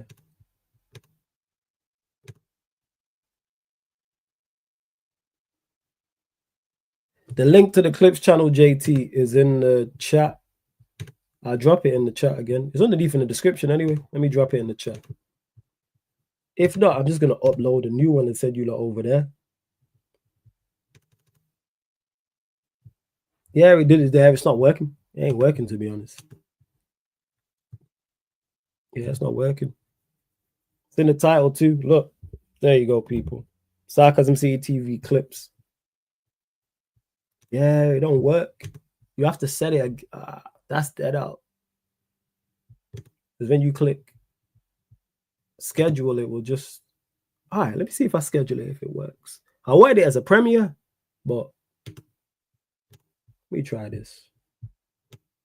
See if it works. Let me try it to 3:15. See if this works. Because you say Rants does it for Rants Reacts. Yo, that Snowbody clip is jokes. I'm going to run that actually so you lot can have an idea of what the Clips channel is like. I'm going to run that. Let me try to figure this out though. Seeing if this works. Hold up. Let me have a look here. See if this actually works. See if I can send it to a schedule.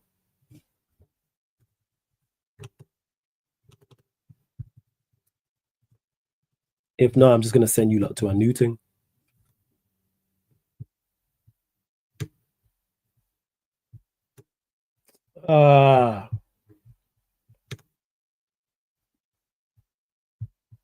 No, this thing don't want to work, you know.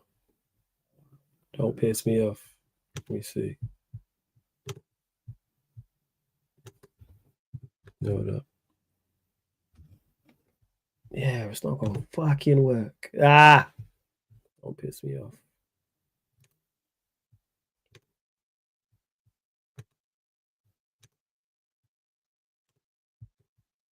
Yeah, let me just make that public then.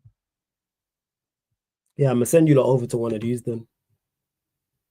Give me a second. I just don't know which one to premiere. That's all. Yeah, because this shit don't want to work.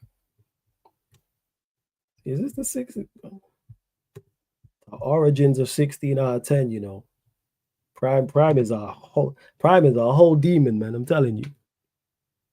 Prime is a whole demon. If anyone knows, can you redo it? Appreciate it. You know what? Since we're here, fuck it. Why not? Does anyone know how? Do you have to re-upload it? All right. This is the Clips channel, people. Since we're here, why not? Hold up.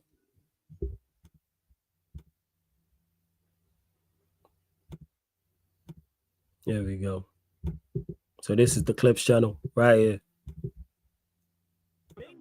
Maybe Margot Robbie's in my DMs right now, man. Maybe, you know. Maybe it is. Maybe Margot Robbie's in my DMs right now, man. Maybe, you know what I'm saying? This is all ifs and buts. You know what I'm saying? Wait, you're honest, specifically Margot Robbie. Lord of Becca, she like Lord of Becca. That Wolf of Wall Street film. If it's not snowing, you're not going, If it ain't snowing, I ain't going, man. Milk Luther King, Cravendale consumer. You know what I'm saying? The calcium content. Man said Cravendale, bro. His brother. Oh my God. I've not had that milk since crazy. You already know, man. That 2% milk, man. If it ain't snowing, I ain't going, man. You already know, man. If it's good snow, I must go. You already know the vibe, you lot, man. Let's go. No, Cravendale consumer is mad. I took his time thinking about years, bro. No, Lewis, he's mad. Yeah, that's crazy. I had to, you already know. You know what I'm saying? Wait a month, because some of them mine people came up with that was months you said Cravendale consumer, actually. Yeah, Cravendale consumer. Big up, that's bad. Milk Luther King's from last week. I was like, that was chat. The chat were calling him Milk Luther. Yeah, Milk Luther King. MLK. MLK, man. MLK, man. You already know Martin Luther King wasn't the only brother with a dream. But yeah, as we were saying. This guy's mad.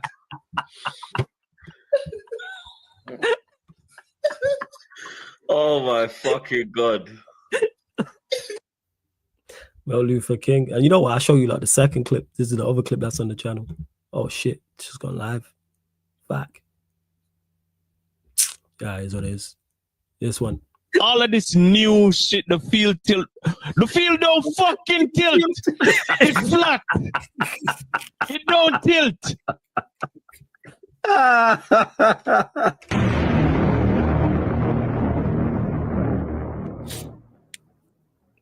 Before you carry on, hey, Beans and Toast, big up for the super chat. Fire username, as I always tell you. He says this show is straight fire with the fire emoji and the Jamaican flag. Big up Beans and Toast. Yeah, big up, bro. As well. Is it that bad? Is the league that bad then? Because not only they ask it is. Yes, it is. I'm not going to humor everybody. It's entertaining to watch. Defensively, bro. It's entertaining to watch. Them focus on football, bro. Yes. Focus on fucking like not playing football like the English Premier League, because the man them just focus off the ball this and off the ball that. Off the ball from La Liga is just ball, bro. They're horrible. Defensive strikers and all of this. But man, shut up, man, and just play with the fucking football, bro. You get what I'm saying? We watch football for ball fucking manipulation. Pause for that. Yo, hey, yo. You know what I mean? I know what you meant. Yo, for that. All of this new shit, the field tilt. The field don't fucking tilt. It's flat. It don't tilt. They're on a slope, they're on a hill, they're on a mountainside. No, and I like the feeling when we used to play on a Jamaica. It don't tilt. It's flat. Shut up with all of this shit. Oh, chances created. As soon as a man lob a ball in the box, chances created. What the fuck? So then now them use all of them fucking stats here and talk about the guard and talk about all of these fucking guys. Man, shut up, bruv. Shut up and just watch the fucking game. Watch if the player good or not, and then make a decision. Get rid of all of the stat sheets and all of this bullshit. Get rid of all of them. Shout out to Lex, man. So yeah, that are the two clips that are over on the on the what's it called, on the clips channel as well. Bear with me, people, one sec. And I know the playback went live as well, so I'll be over there in a second. Right, let me just set up this premiere real quick. 16 out of 10 Origin, we're gonna run with that one. We're actually gonna run because I tried to redo that one, but it didn't work. So I'm just gonna send you over. Right, let me do this real quick. 16 out of 10 Origin, people. You lot getting a backstory. I even watched this, so this shit gonna be good. This shit gonna be good. How do I even set it up? Why is this not? Oh, there we go. So it's scheduled and then set as premiere. Wait, whoa. Might be able to do this shit. Hold up. Yeah, appreciate it, Sheik. Appreciate it, man. See, that's why, man. Real one, Sheik. Real one, why I try and pattern this thing. Hey, you lot. But we hit 15K people, so you lot know the vibes. Is it not? Video will be private, bro. Right. Be private, that thing. Yeah, come and see everyone. www.playback.tv/sarcasmcitytv. Playback.tv/sarcasmcitytv, or just download the Playback app from your app store. Sheik's over there. It's in the 4th quarter already, people. And again, make sure you subscribe to the Sarcasm City TV Clips channel as well, because I'm trying to get this working for you lot. But it don't want to work. Nah, it's gone. All right. We made that, publish that. Right, 16 out of 10, we're going to do that. Shine, big up, man. It's a shout out, bro. 15K, well deserved. Appreciate it, for real. Appreciate it. Let's see what's what. All right. 16 out of 10 Origin. We're going to run that one, people. Schedule that. Wait. So you can tell I'm new to it. It's been a minute since man's had to do uploads and all that stuff. Shine, appreciate you as always, man. Appreciate you as always, for true. We're doing the Origins 16 out of 10, you know. Like I said, I ain't watched this myself. I haven't actually watched this shit myself. So I didn't even know what it's going to look like.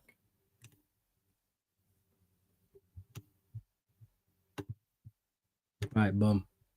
Finally getting this shit set up. Hopefully this shit works, man.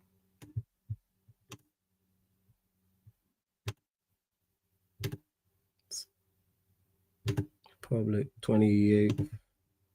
How about set this for 3:15?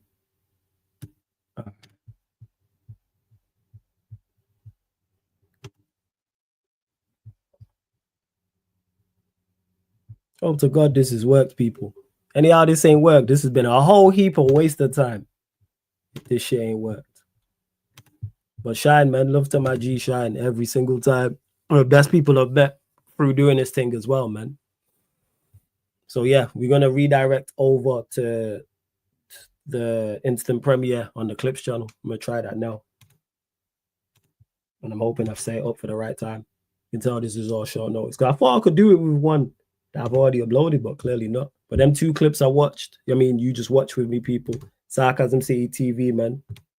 Yeah, Sarcasm City TV clips, sorry. So it's Sarcasm City TV clips on YouTube, Sarcasm City TV clips on Instagram, SCTV clips on Twitter. All right, let me do this now. Set this up. But a couple questions, people. And again, man, big up to everyone who's congratulated me on reaching the 15K, man. Appreciate it, for real. For true. All right, is this set up? Cool. Right. So that should premiere very, very shortly. So I'll give it a couple more minutes. But yeah, run up the likes, subscribe button, all that good stuff, people. Make sure you do so. And it seems the Pacers and the Knicks. What's the score of this game? I can't even see the score. See the score. Pacers OKC final is going to be interesting. Thunder up. But the Pacers up in the game. They up in the game. See what's up. But yeah, I'm glad you lot, like I said, man. Clips that. Shout out to Prime. Let me big up Prime, because Prime was the guy. 1, it was his idea. And 2, he's the one who does all the edits on the clips as well. He does all of the edits, man. Shout out to Prime each and every time. Shout out to Prime. Knicks 96, 111 to Pacers. All right, I'm going to get over there shortly. Wow, we got 90 subscribers, you know. Big up you lot. Yeah, this thing premieres in 2 minutes. So, all right, people, you lot head over there. Run up the likes on that 16 out of 10 Origins. I'm going to be in the chat with you lot. I'm going to be in the chat with you lot. It's the 16 out of 10 Origin story. So it's going to redirect and send you lot over there. So it look like this with this Muppet on the front of it. So yeah, make sure you lot head over there right now. It should redirect and send you lot over there anyway. But big up. Love to everyone that's locked in. And don't forget, this show, all the other shows on the channel are available on all audio platforms as well. Spotify, iTunes, SoundCloud. I'm going to be in the comments for this. And then I'll be over in the playback with Sheiks holding it down. Again, reach 15K. Salute to you lot. And this has been, people, the Manchester United, Manchester City podcast, Man Them United pod, Man Them City pod, live on the Sarcasm City TV YouTube. Thank you very much for tuning in. Big up for everyone who subscribed, helping man reach 15K. And see you lot on the Clips channel for the premiere. Big up.